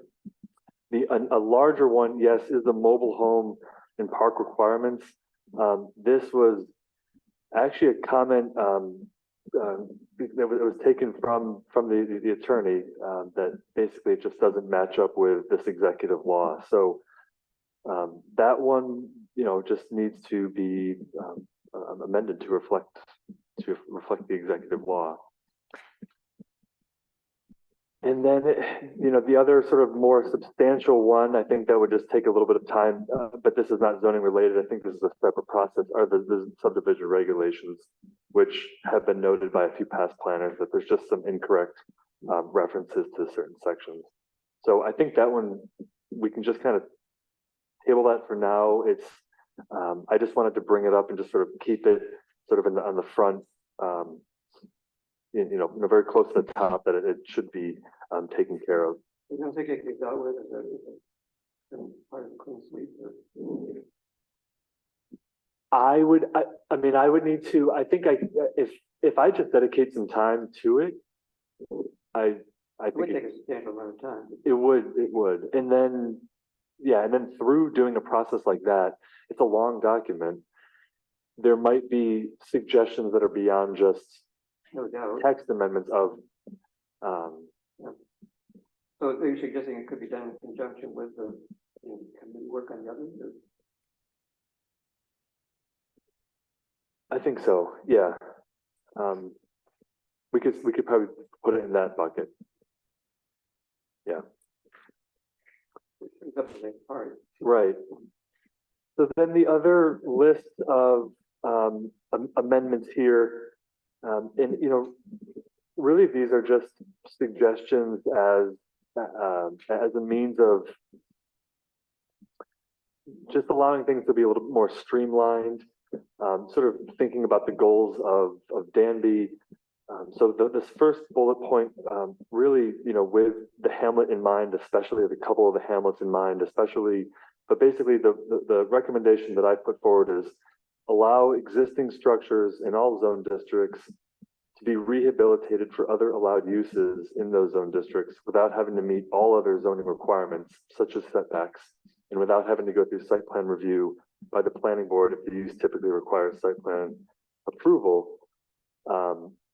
There could be a caveat built in that could trigger site plan review by the planning board, such as if additions of a certain percentage are proposed or if the site is disturbed by an area. And I'm recommending additions of 50% in site disturbance of 1 acre or more would trigger planning board review. Really, I think, what I found is that if there's an existing building and somebody wants to just move in a business into that building and that business, that use requires site plan review, it's adding on extra time and money for this applicant, for this person just looking to even lease a building. So this is a permitted use, though. Well, it's not, and that's the difference. So there's an example right now on Muzzy Road in 96B where the bookstore was. So daycare is allowed there with site plan approval, and we have an inquiry from a town resident who wants to open a daycare there, and I've let her know that she would have to come in for site plan review and approval. But she doesn't want to change anything about the site. She might have to meet building code, and we've talked to the property owner about that. In fact, I have a walkthrough tomorrow with the property owner, and with the code enforcement officer, Steve Courtwright. So there might be some building, code compliance that she would have to do or the owner would have to do, but otherwise, in terms of site planning, there wouldn't be any need for her to change anything about the site around. So that's just an instance, and I think it's a fresh example where there's ways that we could craft the language. I didn't put any sort of here's how we should put the language. I think these are just more a little bit high level of if the use is allowed by site plan review. And so for everyone here, there's uses that are permitted by right, and then uses that are permitted through special use or through site plan approval. And I'm suggesting that if there's no change, or if there's a change that's below these thresholds that I'm lining out about, minimal site disturbance or minimal additions, then they wouldn't need to go through site plan review. They could rely on working with Steve and I through a building permit in order to get them through. If something triggers the state environmental quality review, by law, I cannot approve those. So already there's a threshold that the state is setting that's saying, if there's certain proposals that need environmental quality review, they have to go before the planning board. I can't look at those. Right, or the town board. That's a discretionary action. Right. So that's kind of that bullet point in a little bit. I was just going to say, it sounds like the way we used to do things when zoning was part of the building department. I'm sure they can't hear you, Paul. Can you hear me? If you speak to the mic, they can. Okay, so it sounds like the same, what we used to do 4 or 5 years ago, which is that the building department did both building code requirements and they did zoning requirements. If the building was existing, it didn't matter if it's changed hands or not. We just assessed whether or not it met the zoning requirements for that building. And so therefore, it wasn't forced into going to the planning board. Well, I think even in the old law, there was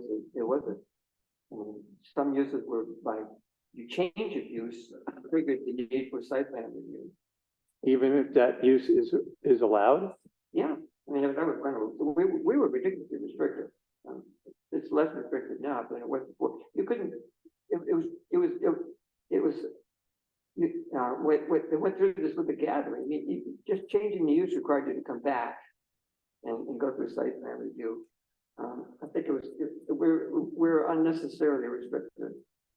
And it's easier now than it was before, but it's still, what this is intended to address is, this is aren't necessarily going to be in the hamlet, the case of point being, we talked about in the corner of that nothing. No, that was Muzzy and 96, yeah. That's an existing building, but the existing building could be somebody's barn.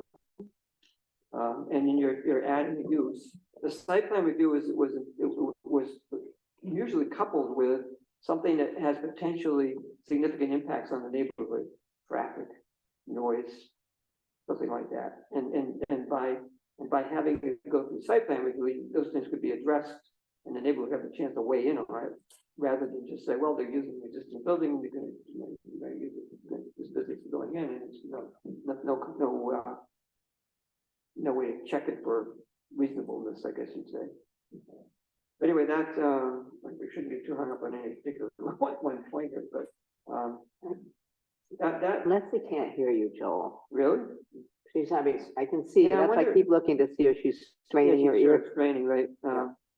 Evidently, you have to be closer to this than you even do to that, which is because I'm only, Well, you mumble and speak fast, so yeah.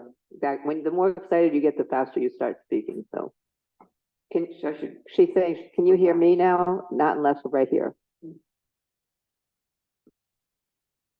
So, Well, Ted says yes. yeah. Right. So,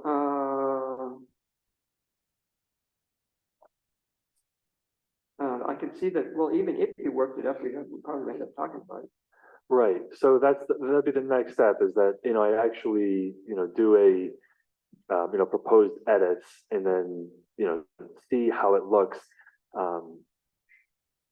Yeah, and what I would do is I would probably, I would want to sit down with Steve too, because maybe, to your point, Joel, that, if there is a change of occupancy, I'm thinking of, going from a residential use to some sort of manufacturing use. There might be, that might, trigger some need that maybe there should be more of a public body looking at it. So,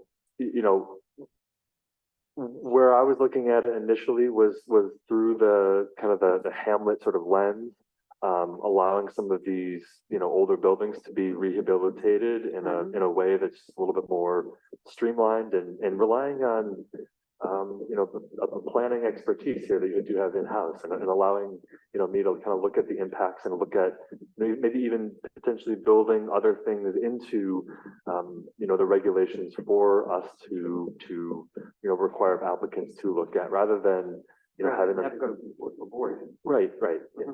So that's a possibility.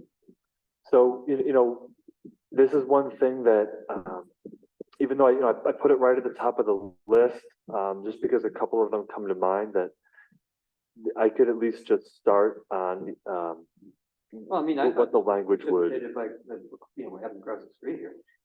That, but also just other inquiries, like this one down on Muzzy and 96, right? Right. So, for right now, we're gonna do this walkthrough tomorrow and see what, building code, updates she might have to do, or the owner would have to do. Which could be substantial for daycare. But then, even besides those, she will have to go in through a site plan review, and,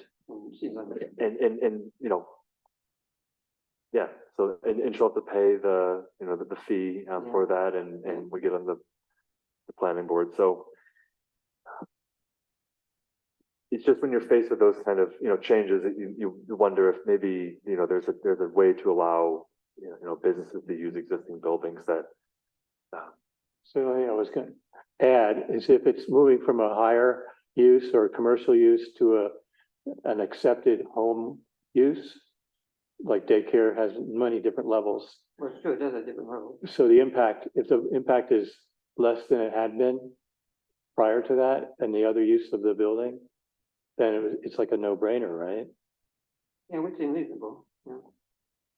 Although, of course, it's not, in this case, that wouldn't apply here, because it's not. Right, if there's a change that's gonna be required, like more parking area or Yeah, the impact to the neighborhood is gonna be increased, and of course it. more traffic, more noise, whatever. Right. Yeah. So, I mean, you could just propose something and we could. Right.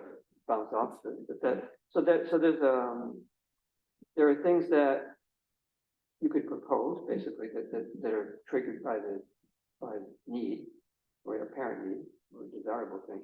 So these amendments are beyond need, they're things that you think, you've identified as things that it would be nice to change. I think they would further Danby's goals. Yeah. Of course, I mean, I would say the same thing about a lot of the stuff that on the that I suggest, which is, There's some other issues. I think it would be useful to draft something so we can look at it. Okay. That would be very. Yep. So the next one? So then the next one,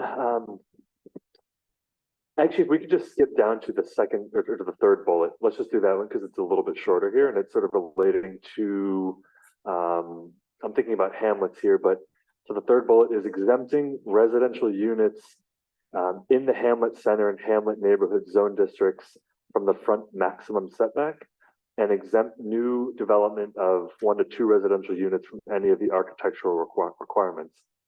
One thing I'll note, and a couple of town board members, when they sent their comments to me about the zoning was, maybe we should amend the front maximum setback, maybe we should get rid of it.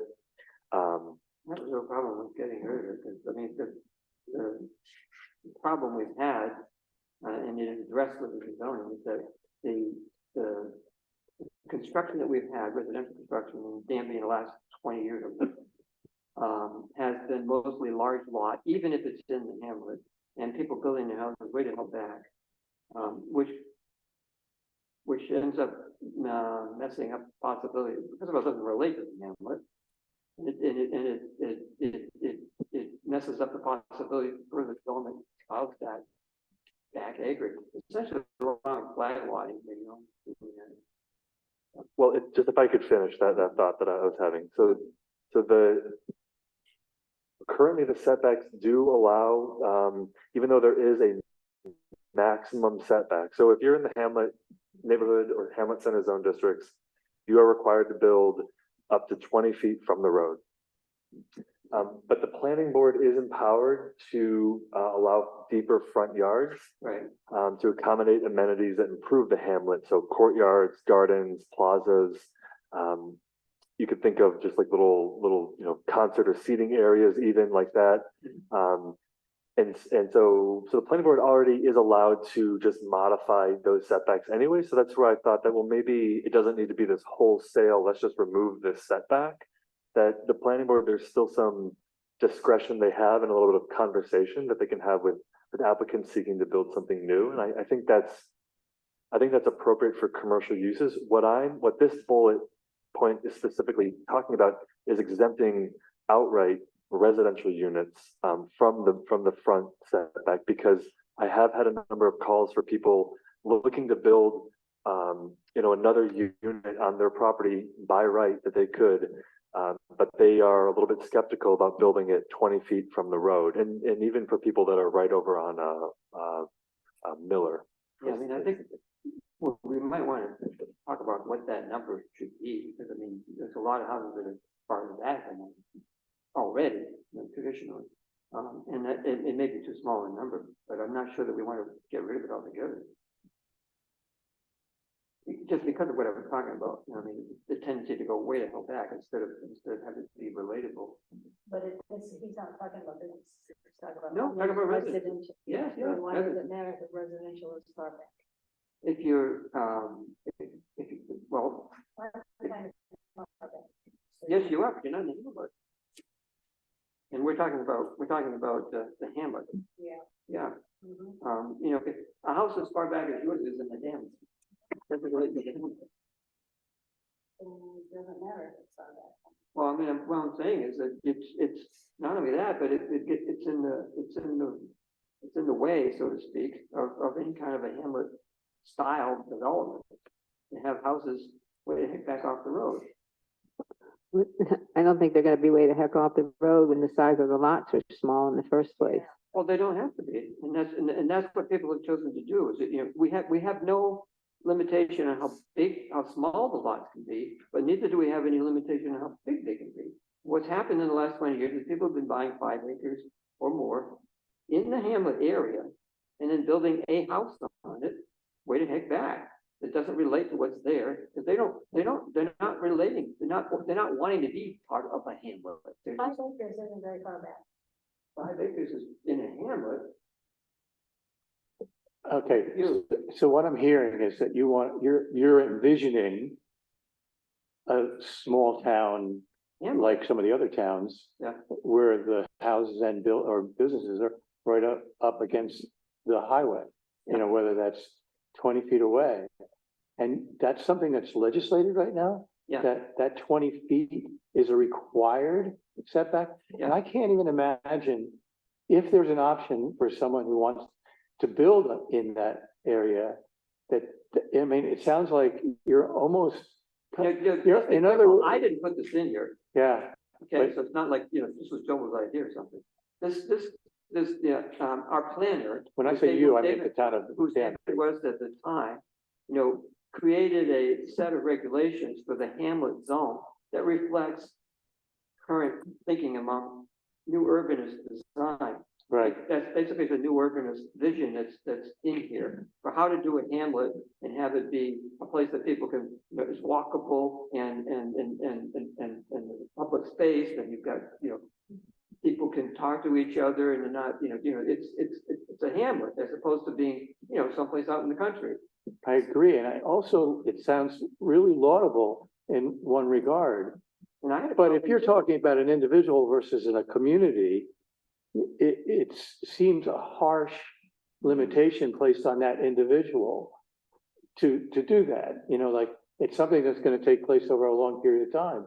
And frankly, I feel like something like sidewalks or trees along the road are something that needs to be done prior to forcing people to build along the road.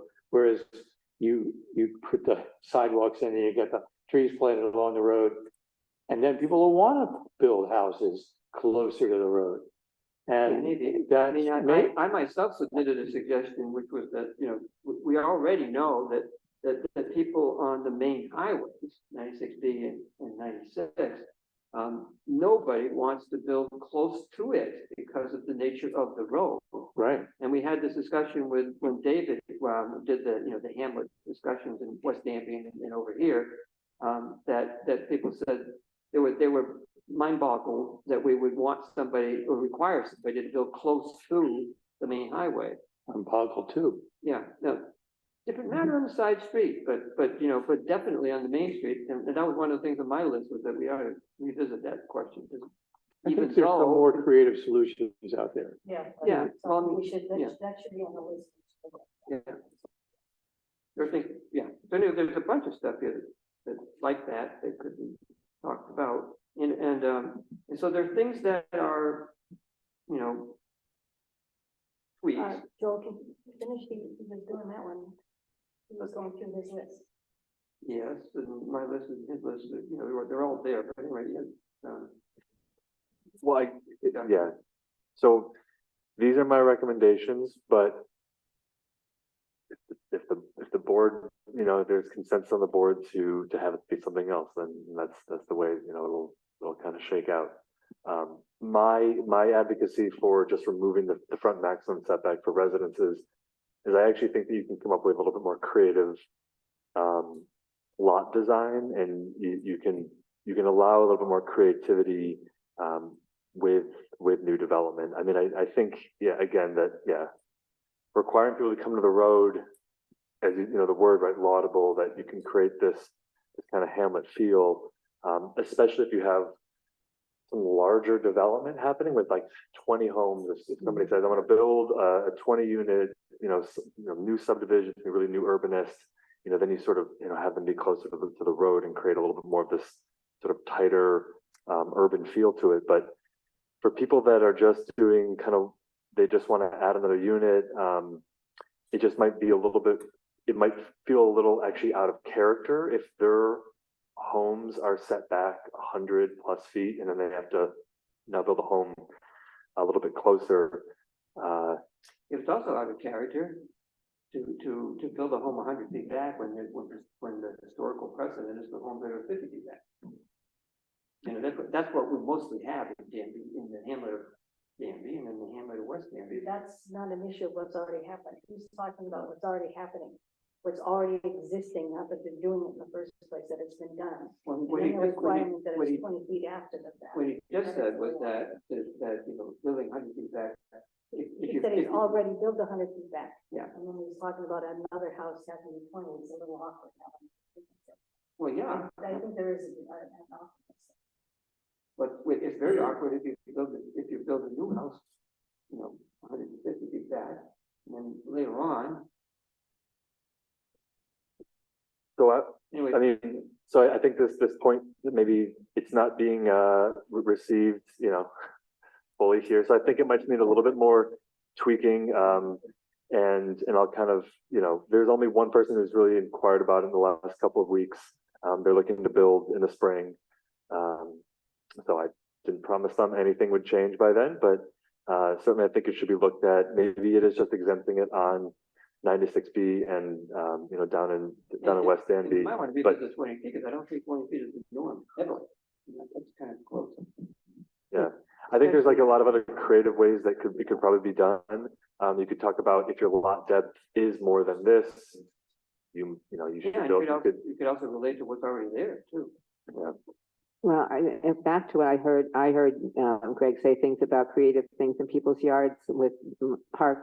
I mean, one of the things that attracts people to walking or going through a town is being able to look at all the wonderful things. For instance, the front of your house on 96B is much farther away than 20 feet, but it allows that garden that people can see. Yeah. If it were 20 feet, it couldn't be. It's 20 feet from the station. Yeah, but that's not what we're saying is that I'm saying, and I heard Paul say things about sidewalks and I mean, things that would allow people to feel more. You can have everything be wonderful and look great but as long as the speed is high on a road like this and the traffic is noisy, it's not inviting for people to want to do that community feel, and it's not necessarily safe. So the things that we could do we've been through this a lot because the highway, DOT doesn't want trees close to the road because they're hazards. They don't want midnight. We have a lot of work to do to try and make it so that maybe we can get somewhere. Yeah. And I'm interested. I on my list was doing something about that setback for the high-speed roads. Right. Yeah, I mean, and fumes, if there's nothing else, we're going to talk about fumes or anything, but. It's just annoying. Right.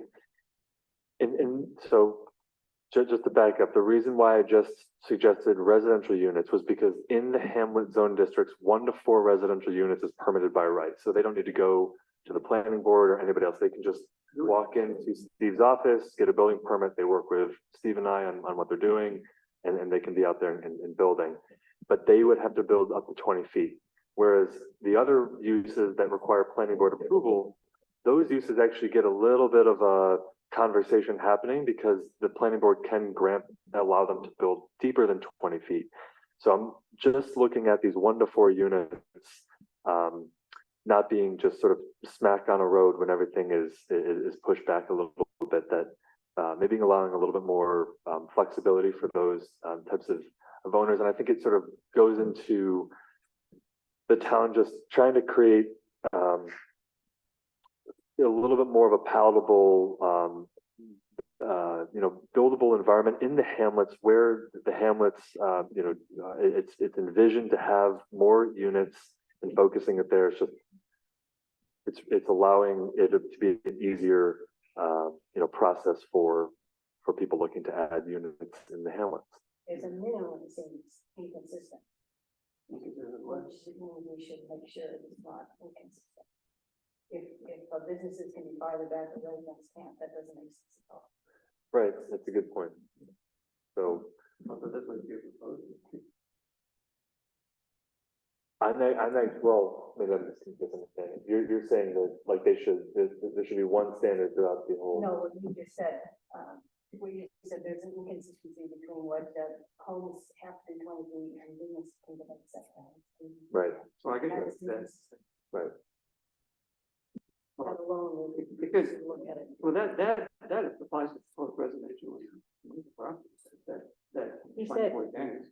Only for five or more units. Oh.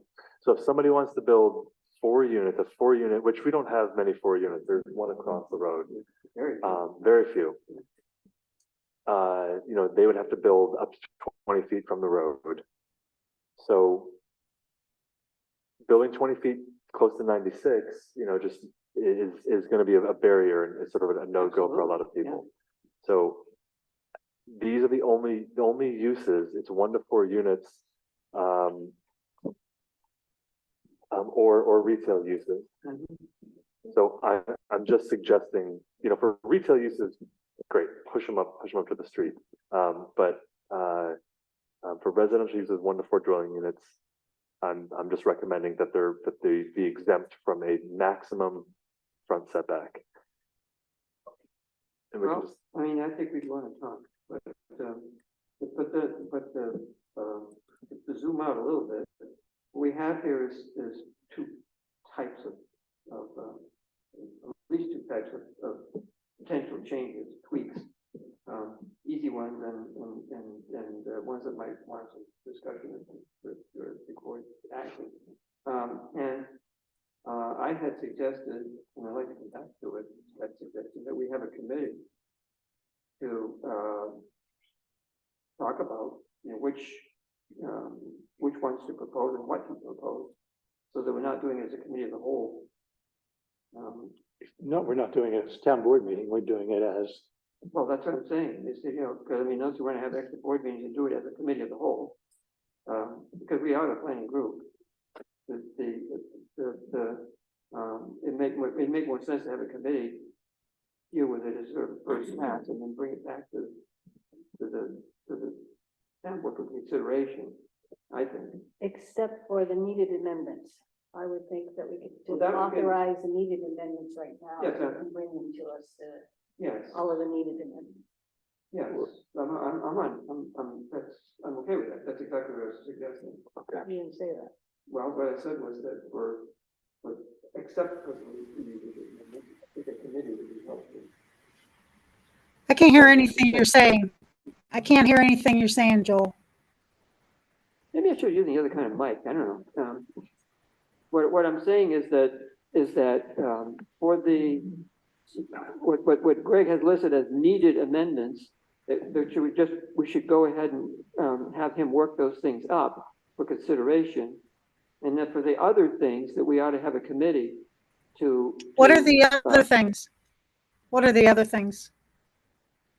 Well, you don't have them? They're all the suggestions that Greg made, you made, I made, are compiled into a list, a couple of lists actually, of possible tweaks that could be made to the amendment, to the law. And the question is, how do we go about getting them from things that you'd like to see change, things that I'd like to see change, things that Greg would like to see change, to turn them into proposals for the board to consider making. And we could do them as a committee of the whole, which would require extra meetings to deal with them that way. Or we could create a committee to, you know, look at them and decide which ones to advance and bring back to the board. Joel, Kevin and Rogan, would it be possible for you to take the conversation when you have a couple of other people who've been talking? It makes it very difficult for the rest of us people out there to hear, and there's a constant talk in the back and in the audience, and I'm seeing people straining to hear. Thank you. Go ahead, sorry. So is that clear, Leslie?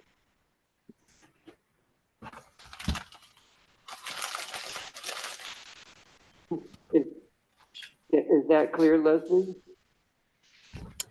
Um, Can you hear me? yeah, Okay, good. yeah.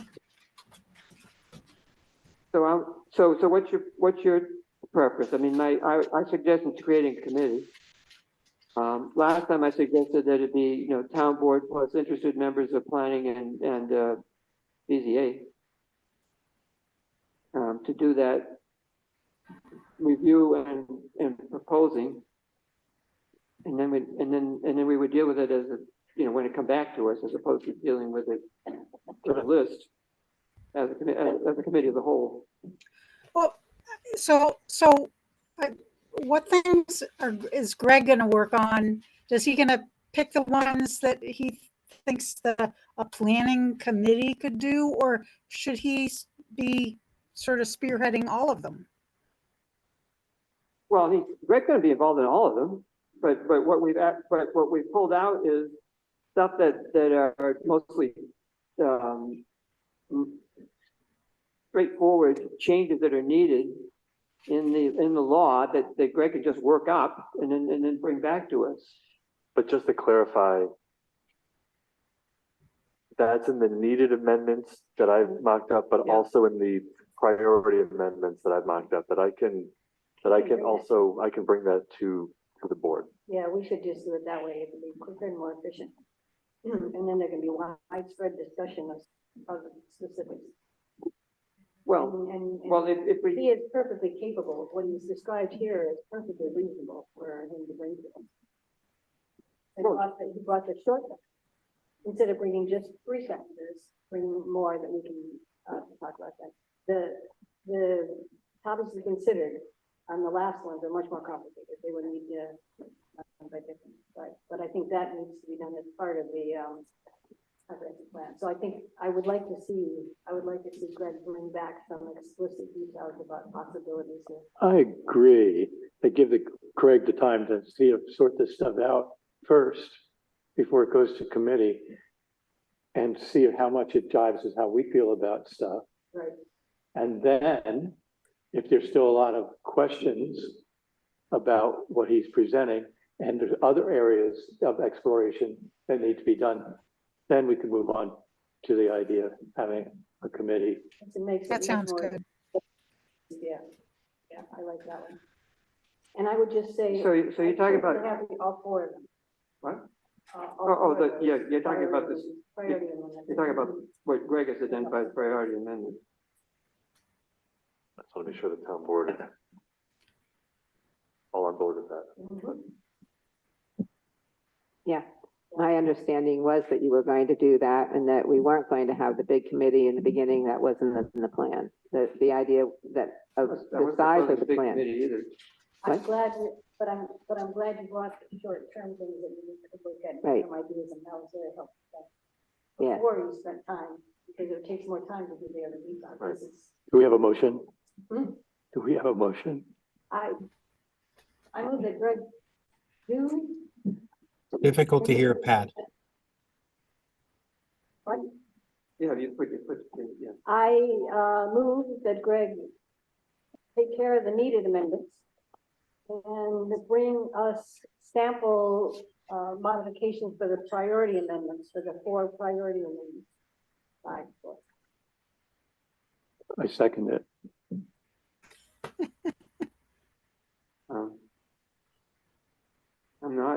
I'm not averse to that. Right, I figured you wouldn't be. But I have more to do with how we do with the rest of it. I know. Maybe we need to vote on this one. Let's start We here. could do that for starters, right? Yep. Okay. You want to talk about it more? We're going to go for a vote? Vote. Do you want more discussion? I think they're already with, I'm good. Honors, Yes. Hanson, Yes. Hunter, Yes. Woodworth, yes, and Gagnon. Yes. Okay, motion passes. So, maybe we can come back to how to deal with the rest of them next time? Because. Well, next time we'll be getting his report, initial report. The month's time enough? Maybe not at this next coming meeting, but. A month away, yeah. Month. 2 months. Right? Oh, That's yeah. right. Hey, we're doing 2 it in months? 2 weeks. Right, 2 months? No, I can do, yeah, we'll do a month. Well, I mean, A month would be nice, but it might be, this is a tough month. Yeah, It it's might a little be crowded. more useful to Wait till allow it to January. be beginning of January. Yeah. Oh, that's what I meant. Okay, In 1 month. well, 1 month will be it'll be the December. second meeting in December. Oh, I'm sorry. January, Okay. Time Yeah. flies, but not that bad. not until, yeah, so Whenever the town board, I mean, I'm January's thinking that, not the next January. meeting, I need a little more time to work things through. Month and a half. Okay, 2 meetings away. sure.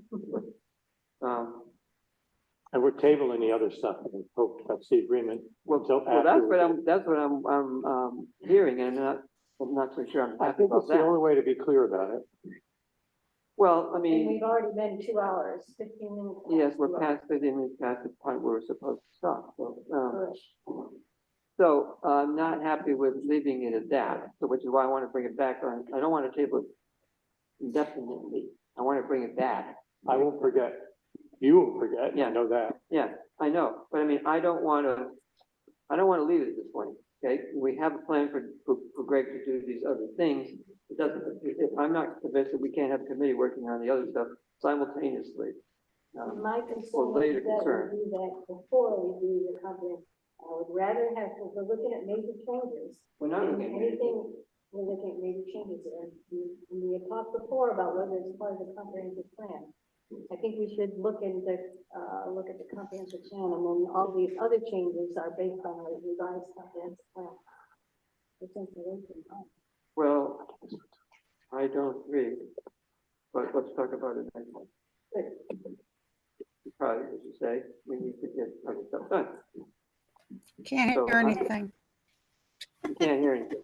Well, mine's the problem. Try the other mic. You could be organizing a party and I won't know when it is.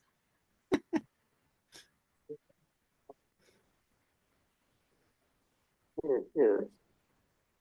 What Does we this work any mostly better couldn't for you? hear is, what we mostly couldn't hear is Pat. I can hear you pretty clearly, Joe. Oh, Shut up. okay. I move that we give ourselves another, 20 minutes?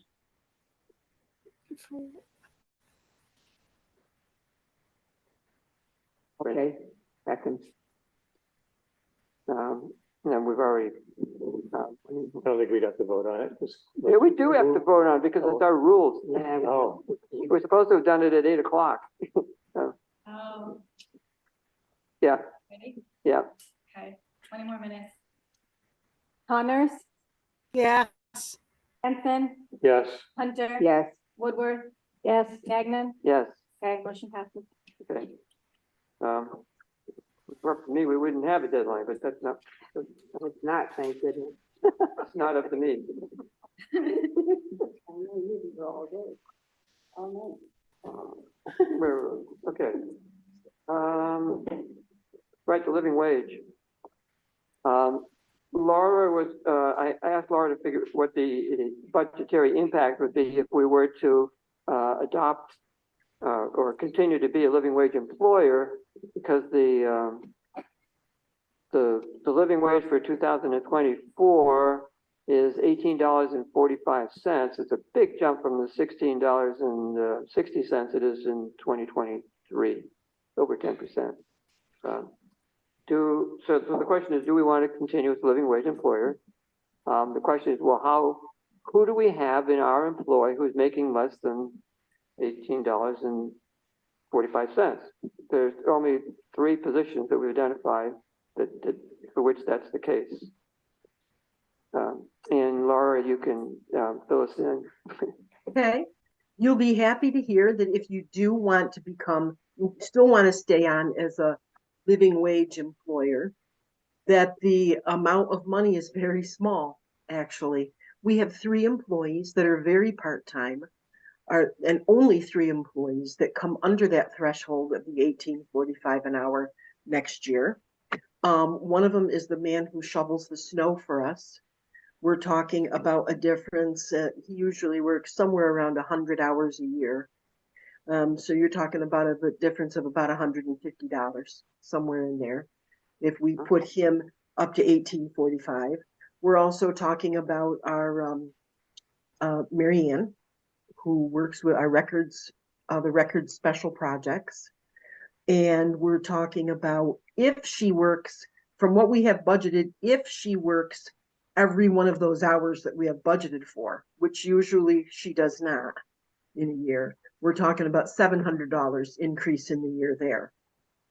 And the other one is the support that's there for me, Joanna, right now, the support that's there for me. And she, you know, I cut down on that support a lot. The money is there just in case, you know, we really need it, and who knows what would ever happen, you know, we would need that. And sometimes I need her a lot more in one month, not so much in another. And she's the type of employee that can go along with that and do that, kind of be there when we need her. Because, you know, what's the sense in having somebody come in and say, okay, we're dedicated to 20 hours a week. Well, you know, we're going to pay somebody 20 hours, you know, they're 20 hours a week when, hey, you know, geez, it would be better off if you maybe came in a month, you know, 2 weeks from now, because right now things are a little slow. We're just kind of going along with our stuff. But even if you took hers 20 hours a week, you're talking about $1,300 there for the year. That would be the impact. So my suggestion that I would make, just on seeing the trends and how this goes, if you wanted to still be a living wage employer, you chose to do that, I wouldn't make any changes in the budget right now. They're so small. Those dollar amounts are so small. $150. He may not even shovel snow for 100 hours. You don't know what the winter's going to be. Mary Ann, okay, there's sometimes she takes a week off. She takes different amounts of time. Maybe instead of her 9 hours a week, she might come in and just work 6 or 7, and that adds up during the year. So for that $700, if it were my decision, I'd let that ride and see where the year takes us as we keep watching the budgeted figures as we go through the year. And as far as the $1,300 for the assistant accounting, I would let that ride too, because there's lots of time that I haven't had her come in much this year. Granted, she broke her leg at the beginning of the year, and that took her out of commission for about a half of the year. She's done a little bit here and there, but I'm just kind of going through, and maybe she might come in a little bit more at the beginning of the year, this next year, while I'm working on the annual report and doing some stuff like that. But I doubt very seriously that she'll use all those hours that are there.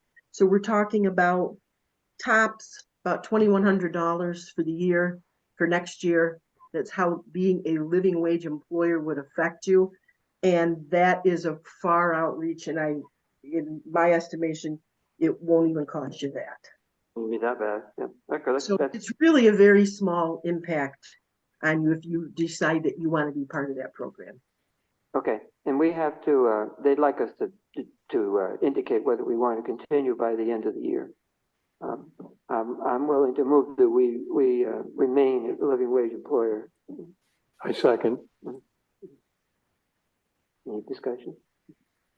Good idea. Okay, Cindy? Connors? Yes. Hanson, Yes. Hunter, Yes. Woodworth, yes, Gagnon, Yes. motion passes. Right. CDBG housing rehab authorizations, we got 2. Himself, we did earlier, allow him to have put in a water heater, and this is because it went bad when we took it out of order, and this is for the rest of the project. And in Martha Taraskowitz, we held off because they were proposing putting in a propane furnace, and I thought it would be way better to have a heat pump.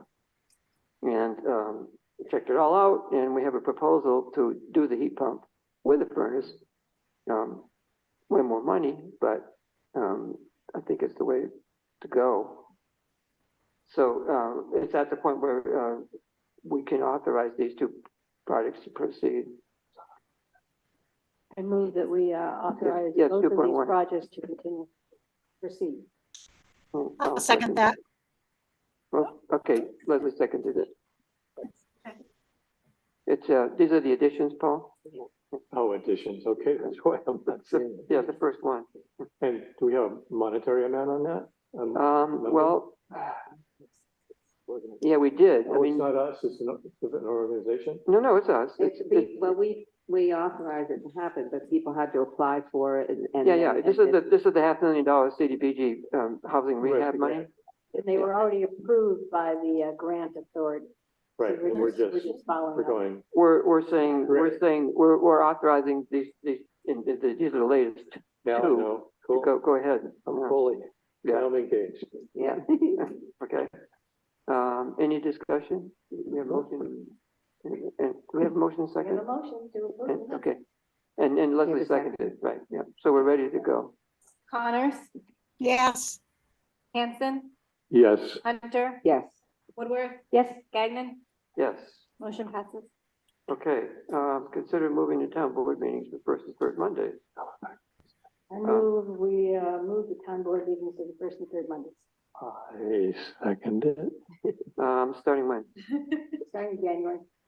Starting January? I second January. Oh, wait a minute. The amendment. January 1st. Oh, we might want to change that one. Yeah, yeah, we should probably Can we change start in that. February?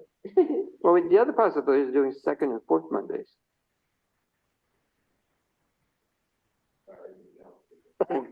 Same difference, right? But How does Oh, that my- impact the budget and when bills have to be paid? I think it's better to do the first and third. And we can start that the second. second meeting meeting in in January. January. May I make a motion? Well, That sounds like, Yeah, were we you have- moving that? I move that. Yeah. Okay. So didn't you start the motion already with I the did. first and Yeah. third, but starting with the second January meeting?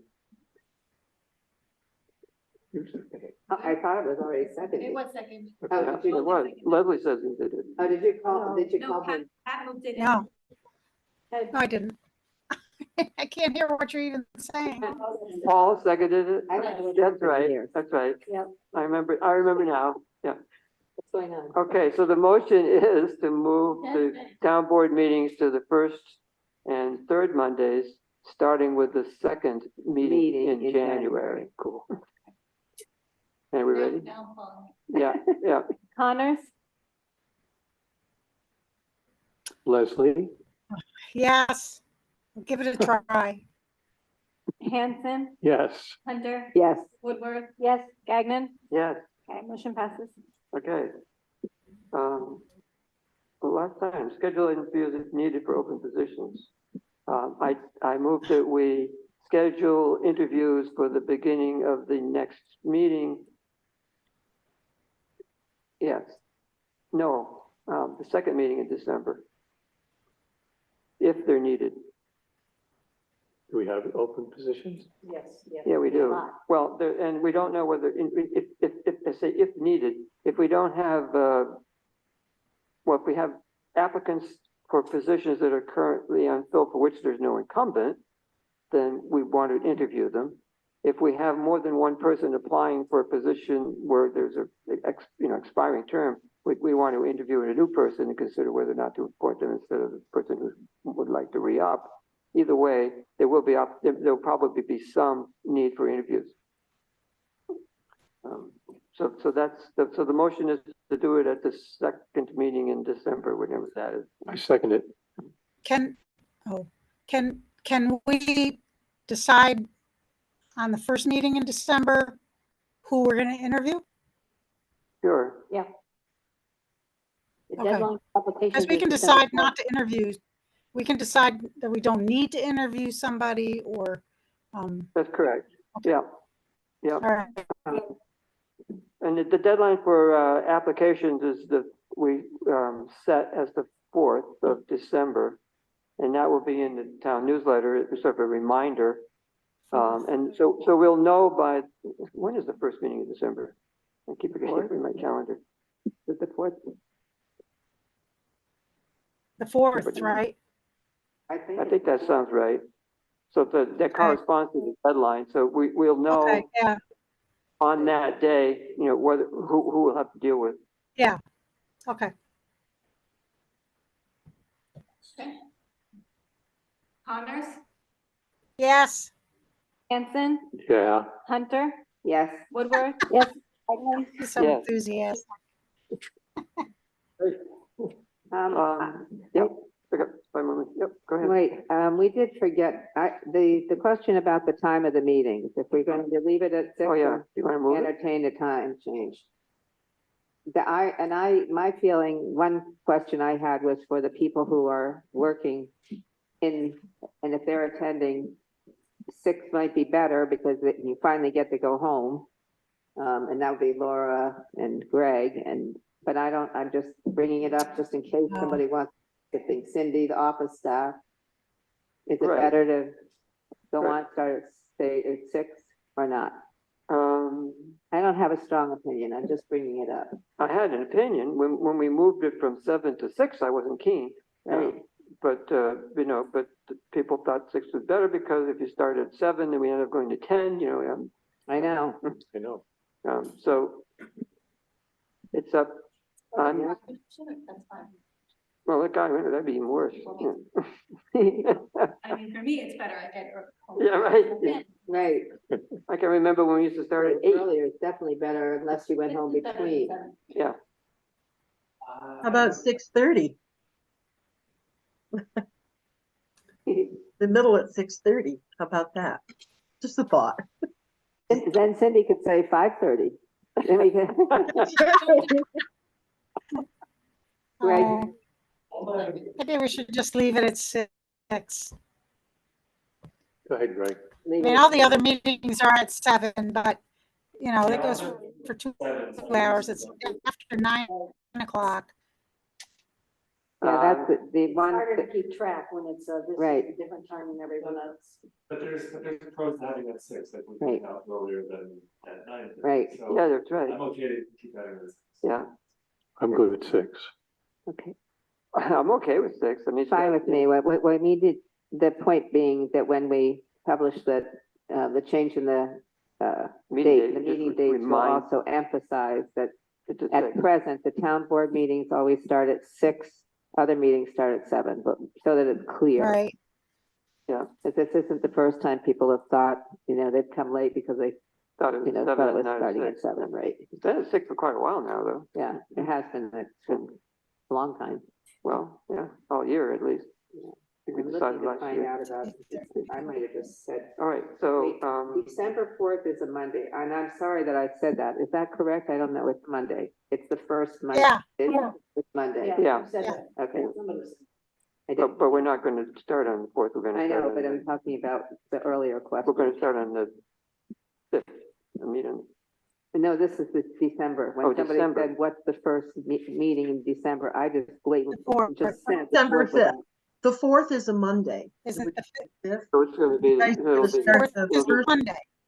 it'll be the 5th then. Yeah, Be the our fifth. first one will be for 5th. So backing up, I was jumped on the question about the first meeting in December, which is not the 4th, it is actually the 5th.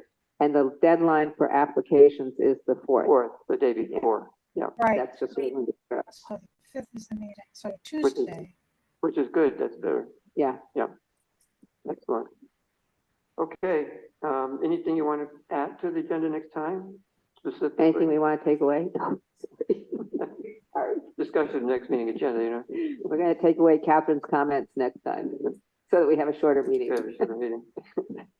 Thank you all for coming. You've been a great- Otherwise than that, I think we could say meeting adjourned. Indeed, thank you all for coming. Another thing about that 6 o'clock, when you're talking about in the winter time and we're gonna have a snowstorm in the evening, there's a big difference between what's going on when you end a meeting at 8 or as opposed to if you were to end a meeting at 10 or even 9. Yeah, The big difference yeah. is that precipitation and when that's coming down up on that hill. So, or maybe earlier, better. Yeah. For the safety of all you guys travel.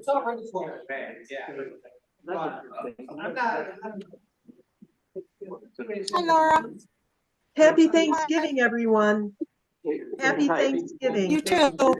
Thank you. Have a wonderful holiday, all of you.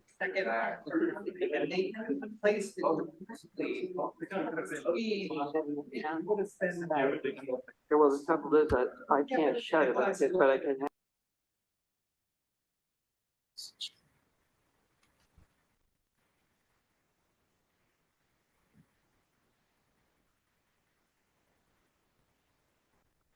Laura, you're listed as host, so as long as you're there.